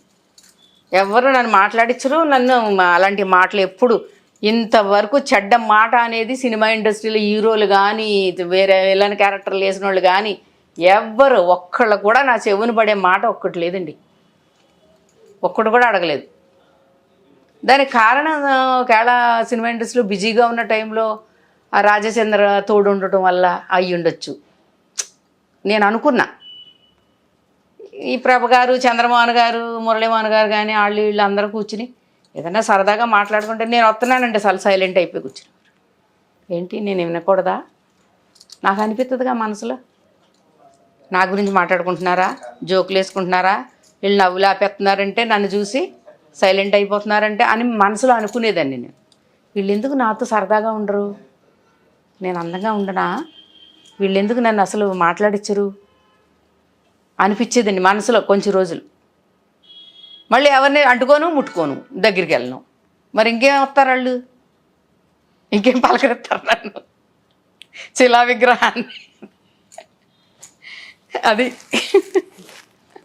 ఏమండి మా ఇంటికి రండి సాయంత్రం భోజనానికి అనేవాళ్ళని ముట్టుకుంటారు కానీ మనల్ని ఎందుకు ముట్టుకుంటారండి? మనం ఎప్పుడైనా కాఫీ కన్నా పిలవలేదు ఎవరిని. ఉంటే మీ రోజుల్లో అప్పుడయ్యి ఉండేవేమో, ఉన్నాయి, చాలా ఉన్నాయండి అలాంటి. సాయంత్రం మా ఇంటికి రండి వినేవాళ్ళు. 43 సంవత్సరాలలో ఎన్నో చూసారండి. చాలా చాలా చాలా ఎన్ని చూసినా కానీ నేనేమో ఎందుకంటే అండి చాలా కష్టాలు అనుభవించి, చాలా అంటే ఉన్నతమైన కుటుంబంలో పుట్టి పేదరికం నుంచి వచ్చాను నేను. ఏమీ లేకుండా రూపాయి విలువ ఏంటో మనకు తెలుసు. ఎవరికన్నా నేను ఇచ్చేకాడ ఖర్చు పెట్టేకాడ ఏదైనా ఖర్చు పెట్టి అవసరం లేని కాడ ఎలా ఖర్చు పెట్టేస్తుంది, అలా ఖర్చు పెట్టేస్తుంది, ఇలా కాదు. వాళ్ళ కష్టాన్ని చూసి ఖర్చు పెడుతున్నాను నేను. మనం దాచుకుంటాం కాదు, కష్టపడే వాళ్ళకి కొంచెం హెల్ప్ కూడా చేయాలి అనుకుంటూ అలా ముందుకు వచ్చేదాన్ని. గమనించి నా కళ్ళ ముందు జరిగింది ఏదైనా సరే అండి, అదే ఎవరో చెప్పారు అంటే నేను ఎవరికి రూపాయి ఇవ్వను. పాపం వాళ్ళకంటే 2 లక్షలు ఇవ్వమ్మా, ఏదో కష్టాల్లో ఉన్నారు అంటే ఇవ్వను. వాళ్ళు ఏంటి అసలు, వాళ్ళ పద్ధతి ఏంటి, వాళ్ళు నిజంగా కష్టాల్లో ఉన్నారా, నిజంగా ఉంటే తప్పకుండా చేద్దాం అనుకుని అలా బతుకుంటూ వచ్చానండి నేను. ఆ కష్టం అంటే ఏంటో మనకు తెలుసు కదండి. ఇన్ని సంవత్సరాలలో డబ్బు సంపాదించారు, ఆస్తి సంపాదించారు, అవన్నీ పక్కన పెడితే మిగతాదంతా కూడా కృష్ణవేణి గారి జీవితంలో వేరే వాళ్ళు మీ స్టోరీ వింటే కళ్ళమంటి నీళ్ళు పెట్టుకుని ఉండరు. అలాంటి స్టోరీస్ మీ లైఫ్లో అన్నీ జరుపుకుంటూ వచ్చాయి, మిస్టరీస్ అన్నీ కూడా. అమ్మా ఎప్పుడు ఒక గదిలో కూర్చొని 4 గోడల మధ్య ఏంటి నా జీవితం ఇలా అయింది పర్సనల్గా మీ అంతటి మీరు దాన్ని తీసుకొని ఏడ్చిన సందర్భాలు లేవా? అప్పుడున్నాయి. రాజచంద్ర చచ్చిపోయినప్పుడు దేవుడి రూమ్లో కూర్చొని ఏడ్చేదాన్ని. అలాగా ఎవ్వరు చూడకూడదు, గుళ్ళుని ఏడ్చేదాన్ని దేవుడి రూమ్లో కూర్చొని రాజచంద్ర గారు చచ్చిపోయినప్పుడు. తర్వాత ఇంకా ఆయన పోయిన తర్వాత 6 నెలలు అసలు వెళ్తురేంటో చూడలేదండి. ఒక జరదాపాను తెప్పించుకుని తినేసి నేల మీద చల్లటి గచ్చు మీద ఇలా బోల్తా పడుకునేదండి. 6 నెలల తర్వాత ఈ చెయ్యి, ఈ కాలు, ఈ మొత్తం ఈ పాటు పనిచేయలేదు నాకు. అంటే నర్వ్స్ వీక్నెస్ వచ్చేసింది అనమాట అండి. అలా నేల మీద అలా పడుకోవడం, పొద్దున్న సాయంత్రం మధ్యాహ్నం పాలు తినేయడం, ఆ జరదాపాను. అప్పుడు ఇంకా పని చేయకుండా పోయినప్పుడు విజయన హెల్త్ సెంటర్లో జాయిన్ చేసి డాక్టర్ సిరియన్ గారు అని ఉన్నారు, నర్వ్స్ డాక్టర్. ఆయన, నువ్వెందుకు అలా బెంగెట్టుకుని అలా చేస్తున్నావు, నీ పిల్ల కోసం నువ్వు బతకాలి కదా, ఆ పిల్లని ఏం చేద్దాం అనుకుంటున్నావు. ఆయన అసలు మందులు కూడా ఇవ్వలేదండి, మాటలతో తగ్గించాడు నాకు. అది మాటలే. ఒక వారం 10 రోజులు ఆ హాస్పిటల్లో ఉన్న తర్వాత అన్నీ చెప్పి నన్ను కూర్చోబెట్టి నడిపించి ఇంటికి పంపించాడు. అలా జరిగింది. అప్పుడే ఏడ్చాను నేను, వేరే ఎప్పుడూ ఏడవలేదండి. ఇంకా మా అమ్మ పోవడం, మా నాన్న పోవడం, నాన్న మేము చూడకుండానే వాళ్ళు తీసుకెళ్ళిపోయి సమాధి చేసేయడం, ఇవన్నీ జరిగినప్పుడు ఏడ్చాను. అసలు ఎక్కువ ఏడవనండి నేను. ఏడిస్తే ఇంత స్ట్రాంగ్గా ఇన్ని సంవత్సరాలు నిలబడగలుగుతా? అసలు చచ్చిపోతే అండి, ఏదన్నా సాగు వచ్చింది అనుకోండి గబుక్కుని ఎవరింట్లోనో, ఏమంటే బతుకున్న వాళ్ళకి ఏం కావాలో చూడాలి కానీ గాడి కోసం ఎందుకు ఏడవడం, చుట్టూ కూర్చుని ఏడ్చి మీ ఆరోగ్యాలు పాడు చేసుకోవడం తప్పితే ఇంకేం మిగులుతుంది మీకు? ఎందుకు దాన్ని ఏమైనా తిరిగి తీసుకొస్తారా? ఇలాగే చెప్పి నేను వాళ్ళకి సముదాయించి, వాళ్ళు మెల్లగా ఏదోటి తినండి, ఏదోటి తాగండి అని చెప్పి అలాగే లాక్కిలు అది ఇది పెట్టి అలా ఓదార్చిన రోజులు ఉన్నాయి. ఈ 2 గీతల మధ్యలో ఉన్నదే మన టైము. ఇది మనం తెలుసుకోవాలి. ఒక్క నిమిషం పోయినా కూడా తర్వాత చేసుకుందాంలే, ఓ నిమిషమేగా పోయింది అనుకోకూడదు. ఆ నిమిషం మనకి ఆయుష్ తగ్గిపోతుంది అనే దాంట్లో ఉండాలి కాన్సంట్రేషన్. మన ఆయుష్ ఆ నిమిషంలోనే నిమిషం తగ్గిపోయింది మన ఆయుష్లోంచి. అనుకుని మనిషి ఎప్పుడైతే అనుకుంటారో అప్పుడు గిరా గిరా గిరా గిరా పరిగెడుతూ సంతోషంగా ఆనందంగా అన్ని పనులు చేసుకోగలుగుతాం. జీవితం అంటే ఏంటో చూపించారు. జీవితం ఎలా ఉంటో ఎలా మారిపోయిద్దో కూడా తెలిసింది మీకు. మీ ఇంత అనుభవించారు, ఇంత వైభోగం చూశారు, అప్ అండ్ డౌన్స్ అన్నీ చూశారు లైఫ్లో. ఒక్క ముక్కలో లైఫ్ అంటే ఏమని చెప్తారమ్మా?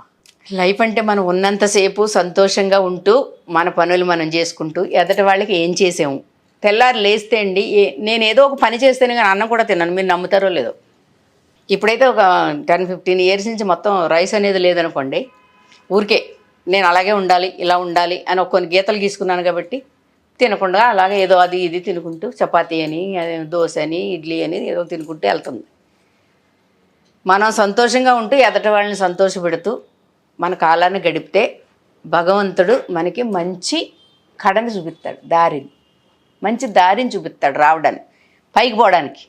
జీవితం అంటే అంతే, ఇంకేముంది. ఇప్పుడు వచ్చే కొత్త డైరెక్టర్స్కి మీకు ఆఫర్స్ ఇస్తున్న డైరెక్టర్స్కి చెప్తుంటారా ఎలా ఉండాలి లైఫ్లో అని కూడా? ఏం వాళ్ళకు ఈ మధ్యకాలంలో మీరు చేయటం ఇదే కదా, మూవీస్ తక్కువ, అల్లంత దూరాన అదే చేశాను. మరి చలపతి గారు చాలా బాగా చేయించుకున్నాడు మా డైరెక్టర్ గారు. ఎలా జరిగింది సినిమా ట్రావెల్ అంతా? చాలా బాగా జరిగిందండి, చాలా బాగుంది. పిక్చర్ కూడా చాలా బాగా వచ్చిందండి.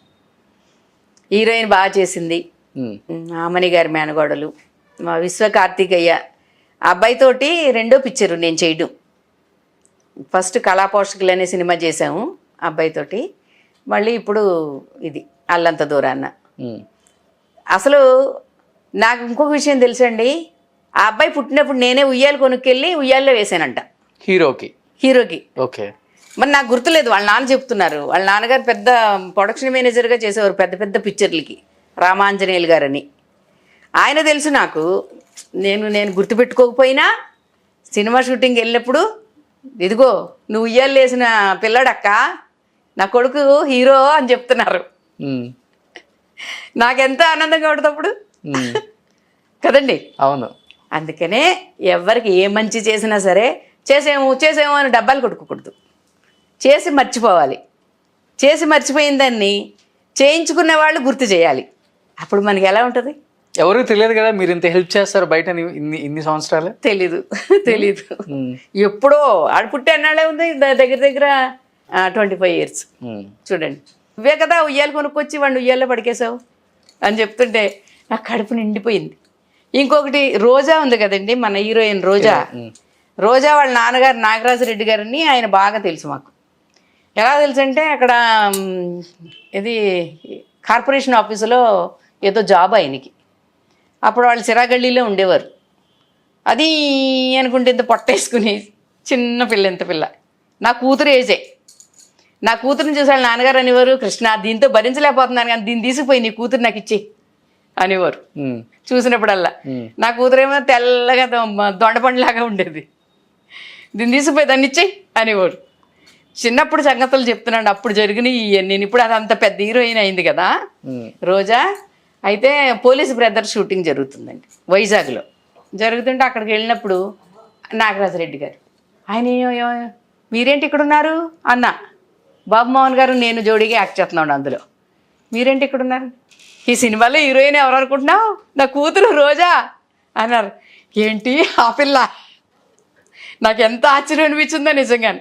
చంటప్పుడు చూసిన పిల్లని ఆ పిక్చర్లో హీరోయిన్గా చూశాను. అదొకటి. ఫుల్ బిజీగా ఉండేవాళ్ళు కదా అప్పుడు ఆర్టిస్ట్గా మీరు.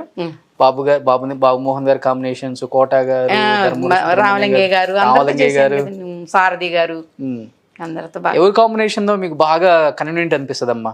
అందరూ బాగానే చేస్తారు. బాగా సెట్ అయింది నాకు. సత్యనారాయణ గారితో బాగానే చేశాను, ఎక్కువే చేశాను.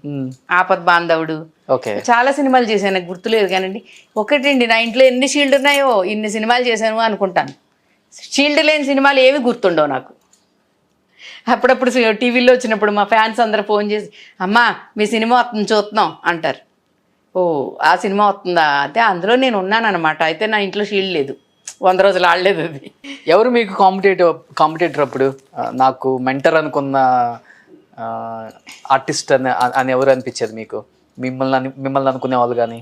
నన్ను ఎవరు అనుకునేవారు కాదులేండి, ఎక్కువ ఎవరు అనుకునేవారు. రమాప్రభు గారు మీరు మంచి స్వింగ్ లో ఉన్నారు కామెడీలో. అవును, మమత ఉండేది. మమత ఉండేదండి. మమత కూడా చాలా మంచి పిల్ల పాపం. ఆవిడ కూడా తాగి చచ్చిపోయింది. ఆవిడ అలాగే ఎందుకని పాత కాదండి, పాత మోసపోయింది. హీరోయిన్లకి అందరికి కూడా ఈ డ్రింకింగ్ హ్యాబిట్ ఎందుకు వచ్చింది అసలుకి? చాలా మంది నేను విన్నాను కూడా ఇంటర్వ్యూస్ లో పాత వాళ్ళని చేసేటప్పుడు. సర్కిల్ అండి, ఆ, వాళ్ళకు ఉండే ఫ్రెండ్ సర్కిల్ తాగుబోతు సర్కిల్ అయితే ఏం చేస్తారు, వీళ్ళతో తాగిపిస్తారు అంతే. సర్కిల్ని బట్టే వస్తుంది ఏదైనాని. ఇప్పుడు నన్ను తాగు అంటే తాగుతానా నేను? అసలు నా సర్కిల్ ఎలాంటిది, నాకేం కావాలనేది మనం చూసుకోవాలి, అక్కడ చూస్ చేసుకోవాలి. తాగేవాడితో స్నేహం చేయకూడదు అంటలే. మా ప్రభు గారు 24 గంటలు తెల్లారి పొద్దున్న దాకా తాగేవాడు. మరి మన నాకెందుకు అంటుకోలేదు? ఆయన అంతే, ఆయనకు అలవాటు, తాగుతాడు. అది అక్కడే. అది కొంచెం కంట్రోల్ ఉండాలండి మనిషికి ప్రతిదీ. హ్యాబిట్స్ ఇవి ముఖ్యంగా ఆడవాళ్ళు తాగి వాళ్ళ జీవితాలు నాశనం చేసుకున్న వాళ్ళు చాలా ఉన్నారు. చాలామంది ఉన్నారు, చాలామంది ఉన్నారు. ఆ అమ్మాయి తాగడం, ఎవరో ఒక కాంట్రాక్టర్ని ఎవరినో ఒక ఆయన పెళ్లి చేసుకుంటాడని ఆయనకి ముందు పెళ్ళయింది. పాపం ఒకసారి ఇంటెద్దులు అది కట్టలేదని సామాన్ అంతా బయట రోడ్డు మీద పడేస్తే రాజా రవీందర్కి ఎవరికి ఇచ్చి, చిరంజీవి గారు 40,000 50,000 ఇచ్చి పంపించి వేరే ఇల్లు తీసి పెట్టించి అన్నీ చేశారు ఆయన. మరి చిరంజీవి గారితో చాలా సినిమాలు చేసిందండి తను. నేను కూడా చేశాను, చట్టంతో పోరాటం, ఆ సినిమాలు చిరంజీవి గారు ఇవన్నీ చాలా చేశాను. గూడసారి నెంబర్ 1, సంటి అబ్బాయి, చాలా చేశాను. అది మన ఒక ఏమంటారండి దాన్ని, మన మనసు స్టామినాని పట్టు ఉంటుందండి. కంట్రోల్ ఉండాలి మనిషి. నేనేమీ చేయను, నేను తాగినప్పుడు ఎప్పటికీ తాగుతూనే ఉంటామా? అది ఎలాంటి సందర్భంలో ఎందుకు తాగాల్సి వచ్చింది, దానికి ఒక రీజన్ ఉంటుంది కదండి. ఇవాళ తాగామని రేపు తాగుతాం, ఎల్లుండికి తాగుతామంటే ఇంకేముంటాయి మనకి? ఆస్తులు పోతే పోయినాయి, ఎదవై ఒళ్ళు పోదు, ఆరోగ్యం పోదు, అందం పోదు. అవన్నీ కాపాడుకోవాలండి. మన లోపలేసే అన్నీ కూడా మన శరీరానికి సంబంధించినవి. తిండి కూడా, అన్నం అయినా, కూర అయినా, మసాలా అయినా, ఆయిల్ అయినా, మనం ఏం తింటున్నాము, మన ఆరోగ్యం ఏమైపోతుంది. ఒక ఆర్టిస్ట్కి కావాల్సింది మెయిన్ ఆరోగ్యం. ఆరోగ్యాన్ని చూసుకోగలిగిన వాళ్ళు ఏ ప్రాబ్లమ్స్ రానివ్వరు. అది అందుకే మీరు ఇప్పటి వరకు ట్రావెల్ చేస్తూనే ఉన్నారు. ఇన్ని సంవత్సరాలు వచ్చినా ఇంకా అందంగా నేను 3 హుందాగా ఉన్నారు తెలుసా? ఆకుండా హుందాగా ఉన్నారు తెలుసా మీరు? ఆ చైర్లో ఆ చీర, ఆ జ్యువెలరీ, ఆ మాటలు, ఆ కట్టుబొట్టు కట్టి పడేస్తున్నాయి అనమాట. మాకు మెడ్రాస్ నుంచి అదే ఈ బొట్టు పెట్టుకోవడం అలవాటు. అదే అడ్డబొట్టు. విభూతి లేకుండా అసలు మొహాన్ని బొట్టు పెట్టుకున్నట్టే ఉండదు నాకు. బొట్టు పెట్టుకోవాల్సిందే ఖచ్చితంగా ఎక్కడికి వచ్చినా. సో ఇప్పటికి ఆ తరం యాక్టర్స్ అంతా టచ్ లో ఉంటారమ్మా? మీకు కలుస్తుంటారా? ఉంటారు, ఎవరు మంచి ఫ్రెండ్స్ మీకు? కలుస్తారు. శ్రీలక్ష్మి వాళ్ళందరూ కలుస్తారు, అందరు కలుస్తారు. పాత వాళ్ళు ఎవరు కలిసినా అమ్మ ఎలా ఉన్నారని అందరం పలకరించుకుంటాం. చాలా మంది కలుస్తారు. ఒకళ్ళ మీద ఒకళ్ళకి ద్వేషాలు అలాంటివి ఉండవండి. కాకపోతే ఏంటంటే వాళ్ళ సర్కిల్లో ఒక్కొక్కడు ఒక బ్యాడ్ మనిషి ఎవడో తగులుకుని ఇంకా వాళ్ళని ఆ పక్క నుంచి లాగేస్తుంటే వాళ్ళు ఇటు చెప్పుకోలేరు, అటు నిలబడలేరు. అలాంటి పరిస్థితుల్లో పతనం అయిపోయారు ఈ మమత లాంటి వాళ్ళు. అది ఇంకా ఉన్నారు చాలామంది అండి. లైఫ్లో ఏం సాధించలేదు, ఏం సాధించాలి, ఎలాంటి సినిమాలు చేయాలి అంటే ఏం చెప్తారు? ఇంకా ఆ సినిమాల మాట ఏమో కానండి, నేను సాధించేది ఏమీ లేదండి. నేను ఫ్లైట్ కూడా నడిపాను. నాకు అప్పుడు 72, 73లో నాకు ఒక ఫ్రెండ్ ఉండేవాడు, ఇక్బాల్ అని. మన బేగంపేట ఎయిర్పోర్ట్లో నన్ను ఫ్లైట్లో పక్కన కూర్చోబెట్టుకుని ఇది అని ఫ్లైట్ కూడా నేర్పించాడు నాకు. ఒక అక్షరముక్ లేదు, చదువుకోవడం రాదు నాకు అప్పుడు. అలాంటి టైంలో నేను ఆ ఫ్లైట్ కూడా నడిపా. ఇంకేముంది నాకు, చూడందంటే ఏమీ లేదండి. ఇప్పుడు కూడా స్విమ్మింగ్కి పోతాను. నాకు ఏం చేయాలంటే అది చేసుకుంటాను. నాకేమీ ఇది చేయకూడదు అలా అని ఏమి లేదు. మన ఆరోగ్యానికి ఏం కావాలి, మనం ఏం చెయ్యొచ్చు, ఏం చేయకూడదు, ఇంతే. సీరియల్స్ చేస్తున్నారు ఇప్పుడు? సినిమాలు సీరియల్. ఇక మన చలపతి గారు డైరెక్ట్ చేసిన సినిమా అల్లంత దూరాన్ని అది అయ్యింది. ఇంకా సినిమాలు అంటే వేరే చిన్న డైరెక్టర్లు అయితే ఆదరిస్తున్నారు, కానీ పెద్దవాళ్ళు అయితే మర్చిపోయారు పూర్తిగా. మర్చిపోయారనే అనుకోవాలి అంతే అండి. పిలవట్లేదంటే మర్చిపోయారనే అనుకోవాలండి. ఓకే, పర్వాలేదండి. అయినా కాకపోయినా సీరియల్ ఉన్నాయి కదా. సినిమా అయితే కొంతమందే చూస్తారండి, సీరియల్ దేశం అంతా చూస్తారు. నిజంగా చెప్పాలి. సూపర్, ఇంత క్లారిటీగా ఉన్నారు అసలు మీరు ప్రతి విషయంలో. కొంతమంది చూసేలోపు ఆ సినిమా వెళ్ళిపోద్ది. ఇంకా మన సీరియల్ అయితే ప్రతి ఇంట్లో దేశం అంతా చూస్తారు, మొత్తం అమెరికా నుంచి కూడా నాకు కాల్స్ వస్తాయి. ఆ సినిమా ఆ సీరియల్ చేస్తున్నారా అమ్మ మీరు, జానికి కలగనలేదు, దాంట్లో మీరు క్రికెట్ భలే ఆడారండి అని అడుగుతున్నారు వాళ్ళు. ఓన్ డ్రైవింగ్ మీరే చేస్తారు? ఎప్పుడు నేనండి, నాకు 1976 లైసెన్స్ వచ్చింది నాకు. ఓకే. పెద్ద బండి, చిన్న బండి, బస్సు, లారీ తేడా తెలియదండి నాకు. అన్ని తోలుతారు? అన్ని తోలుతా. Oh my God. నేను డ్రైవింగ్ ఎక్కడ నేర్చుకున్నాను తెలుసండి? ట్రాక్టర్ దుక్కు దున్ని. ఓకే. పొలంలో ట్రాక్టర్ దుక్కు దున్ని నేర్చుకున్నా. డ్రైవింగ్ అంటే ఇది. ఎంత లాంగ్ డ్రైవింగ్ వెళ్తారా? ఇక్కడి నుంచి మెడ్రాస్ వెళ్తానండి ఒకదాన్ని. అయ్యో. మెడ్రాస్ వెళ్తాను. ఎన్ని అవర్స్లో వెళ్ళిపోతారు? నైట్ 9 o'clock అలా బయలుదేరండి, విజయవాడ ఆగుతా. విజయవాడ ఆగి అక్కడ స్నానం చేసుకుని అమ్మవారిని చూసుకుని మధ్యాహ్నం భోజనానికి మెడ్రాస్ వెళ్తా. అలా మధ్యలో స్టే చేసి వెళ్తా. అప్పుడు లారీలు ఉన్నప్పుడు ఖచ్చితంగా వెళ్ళాల్సి వచ్చిందండి, ఎందుకంటే మనకు ఆన్ ది వే రోడ్స్ అంత మన ఇది ఉంటుంది కదా, లారీ ఆఫీసులు ఉంటాయి కదా, అక్కడంతా కొంచెం చూసుకుంటూ వెళితే బాగుండేది. అందుకని వెళ్ళేదాన్ని అప్పుడు. ఇప్పుడు ఈ మధ్యకాలంలో వెళ్ళలేదులేండి. What an inspirational story. Krishnaveni గారిని కదిలిస్తే ఇన్ని ఉన్నాయా? ఇంకా ఎన్నో ఉన్నాయి, టైం సరిపోవట్లేదు అసలు నాకైతే. చాలా ఉన్నాయండి, చాలా ఉన్నాయి, చాలా ఉన్నాయి. చాలా మంది వాళ్ళు ఏ ధైర్యంతో చేస్తారో కానీ ఒకళ్ళకి హాని కలిగించే పనులు, హాని కలిగించే మనుషులు చాలామంది ఉన్నారు. వాళ్ళ పేర్లు మనం చెప్పుకోలేం కదండి, మనకెందుకు. హాని కలిగించిన వాళ్ళు హాని కలిగించినట్టు దేవుడు నా కళ్ళ ముందే చూపిస్తున్నాడండి. ఎవరైతే మనకు హాని చేశారో వాళ్ళకి ఏదో ఒకటి వచ్చేసి వాళ్ళు మన కళ్ళ ముందే జబ్బును పడిపోయి గిలగిలా తన్నుకుని పోవడం, మనకి అంతకంటే ఇంకేం చూస్తాం మనం, చెప్పండి, ఇంకేం చూస్తాం మనం? పెదవా నువ్వు చేసిన పనికే కదా ఇలాగ అయ్యింది అని మనం మనసులో అనుకుని భగవంతుడా ఎవరికే ఇలాంటిది ఇది తేకు అని చెప్పి అనుకోవడం తప్పితే ఇంకేమీ లేదు. చాలామంది ఉన్నారు, అందరి పేర్లు మనం ఏం చెప్పుకుంటామండి. ఎంతమంది ఇన్ని చేశారో, ఎలా లేపేయాలి. ఎన్ని పాపాలు చేసినా కానీ ఆ పాపాలని రిఫ్లెక్ట్ కొడుతూనే ఉంటది కదా. కొడుతున్నాయండి. అదే నేను అనేది ఏంటంటే, ఇప్పుడు నేను బతుకుండగా నేను చూస్తుండగానే జరుగుతున్నాయి అన్ని. నాకు కళ్ళ ముందు పాపాలు చేసిన వాళ్ళు ఇప్పుడు నాకు తెలిసి ఏదో చేసేసారు, నాకు తెలిసేలా చేశారు వాళ్ళు. వీడు ఎప్పుడో అనిపిస్తాడా అయిపోయింది దీని పని అనుకున్నా అనుకోండి, 4-5 సంవత్సరాలు తిరిగే లోపే వాళ్ళు కనపడుతుంది అక్కడ. అదే అంటారండి, ఇంకో జన్మ అంటారా? ఇంకో జన్మ లేదు మనకి, ఈ జన్మలోనే అన్నీ అనుభవించి వెళ్తాం అన్నమాట. ఇంకొక విషయం తెలుసండి, రాత్రి అయితే ఒక నాప్కిన్ కూడా ఉతికి బయట తాడి మీద ఆరనిచ్చేది కదండి అమ్మ. ఎందుకంటే అండి ఆ నాప్కిన్ అందంగా ఉంది, ఆ వెళ్ళేవాడు ఎవడైనా దొంగతనం చేయడానికి వస్తాడు. ఆడిని దొంగని చేసింది ఎవరు? మనం. ఆ నాప్కిన్ అక్కడ వేయకపోతే ఆడి మనసు అటు తిరగదుగా, వాడు దొంగ అవడగా. అంతలా ఉండేదండి. ఉత్తి నాప్కిన్ గురించి చెప్పాను మీకు నేను. ఏదైనా ఒక వస్తువు, ఒక సరుకు అలాగే ఎక్కడ పెడితే కొంతమంది వేస్తారు కదండి అలా కాంపౌండ్ల మీద, కాంపౌండ్ల దగ్గర బయట అన్ని సామాన్లు పెట్టేసి అయ్యో అది పోయింది ఇది పోయింది అని పోలీస్ స్టేషన్కి పరిగెట్టి చెప్పారు ఆడవాళ్ళ జీవితాల గురించి. పోలీస్ స్టేషన్లో పోయి కంప్లైంట్లు ఇస్తారు కదా, అది నేను చెప్తుంటా. ఇవన్నీ మనమే దొంగలు చేస్తున్నాం. మరి మన దగ్గర ఉన్నాయన్నీ ఇలా చూపించి మంచి మనిషికి కూడా బుద్ధి పుడద్దండి, గబుక్కుని అది తీసుకుంటే బాగుండే అనిపిస్తుంది. మంచివాడు చెడ్డలు అయిపోతారు. ఆడవనివ్వండి మగవనివ్వండి, మనిషి మనసు మారిపోవడానికి కారణాలు అలా ఉంటాయి. సో ఒక ఎపిసోడ్ అయితే సరిపోదు, ఇది ఫస్ట్ ఎపిసోడ్ మీది. ఈ వ్యూయర్స్ నుంచి మంచి రెస్పాన్స్ వస్తే సెకండ్ ఎపిసోడ్ మీ ఇంటికి వచ్చేస్తాను నేను. ఓకే. లాస్ట్ అండ్ ఫైనల్గా ఇన్ని సంవత్సరాల నుంచి మిమ్మల్ని ఆదరిస్తున్న ప్రేక్షకులకి ఏం చెప్తారమ్మా? ఫ్యామిలీకి, మిమ్మల్ని సపోర్ట్ చేస్తున్న మీ ఫ్యామిలీకి. మా ఫ్యామిలీ అంటే ఇంకా మదర్ ఫాదర్ వెళ్ళిపోయిన తర్వాత నాకు పెద్ద నన్ను సపోర్ట్ చేసేవాళ్ళు పెద్దగా ఎవరో లేరులేండి. తోడబుట్టిన వాళ్ళు ఉన్నారు, అందరికీ నేను సపోర్ట్గా ఉన్నాను అంతే. ఇప్పుడుకి ఒకటే పిల్లరు, ఇల్లుకి 4 తంబాలు లేవు, ఒకటే స్తంభం.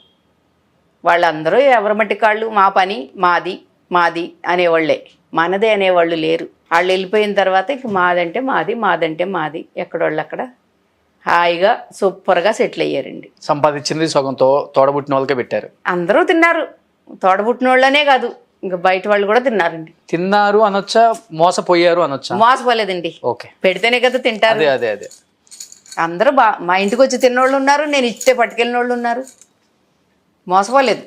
మోసపోవడం అని నన్ను మోసం చేయడానికి కృష్ణవేణి మోసపోదు. సొమ్ము మోసం చేసిన వాళ్ళు ఎవరు లేరండి నా దగ్గర నుంచి, ఎవ్వరు మోసం చేయలేదు. సొమ్ముగా. ఈ మధ్యకాలంలో ఒకటి తగిలేడు నాకు.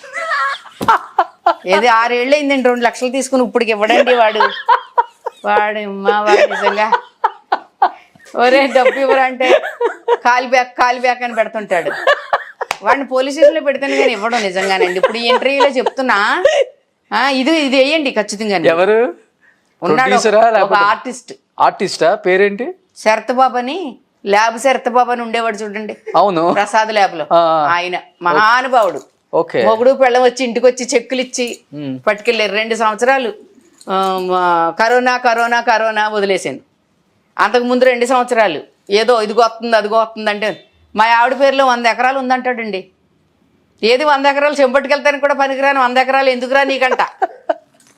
ఎంత చెప్పినా కూడా ఇదే మాట్లాడతాడండి. అసలు ఒక ఆడపిల్ల దగ్గర నుంచి మనం డబ్బులు తీసుకున్నామే, ఆవిడకి ఇంత వయసు అయింది, మనం ఇచ్చేయాలి అనే మాట ఉండాలి కదండి. వెళ్తా రేపు వెళ్ళండి పోలీస్ స్టేషన్ కమిషనర్ దగ్గర కూర్చుంటే వెళ్ళి వదిలిపెట్టనండి.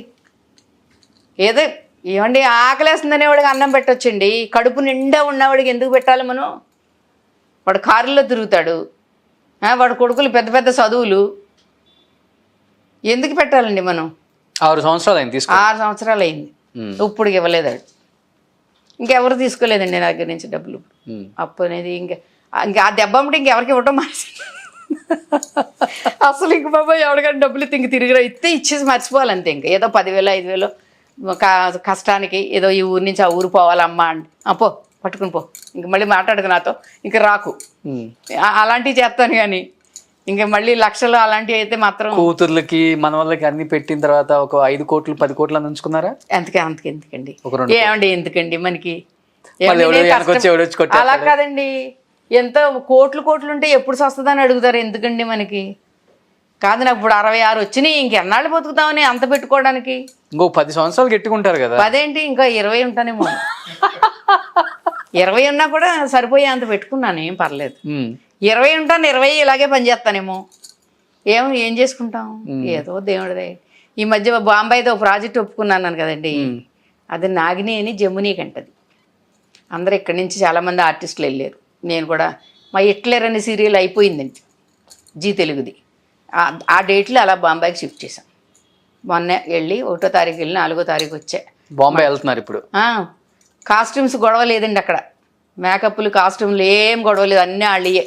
ఊరికే మనం వేసుకుని బట్టలు పట్టుకుని ఫ్లైట్ ఎక్కాలా, అక్కడ దిగాలి, వాళ్ళు రూమ్ ఇస్తారు. హిందీ ఆత హిందీ ఆత, తమిళ అన్నీ మాట్లాడతాను నేను, అన్ని లాంగ్వేజ్ మాట్లాడతాను. ఏం చదువుకోకుండా లైఫ్ చదివారు మీరు అంతే. జనాల్ని చదువుకున్నాను. తమిళ్ నల్లా తెలియం. సూపర్. తమిళ్ నల్లా తెలియం. పేరు పొగలు எல்லாமே அங்கதான் வந்துட்டு இருக்கேன். ஆமா, மெட்ராஸ்ல தானே எல்லாம்.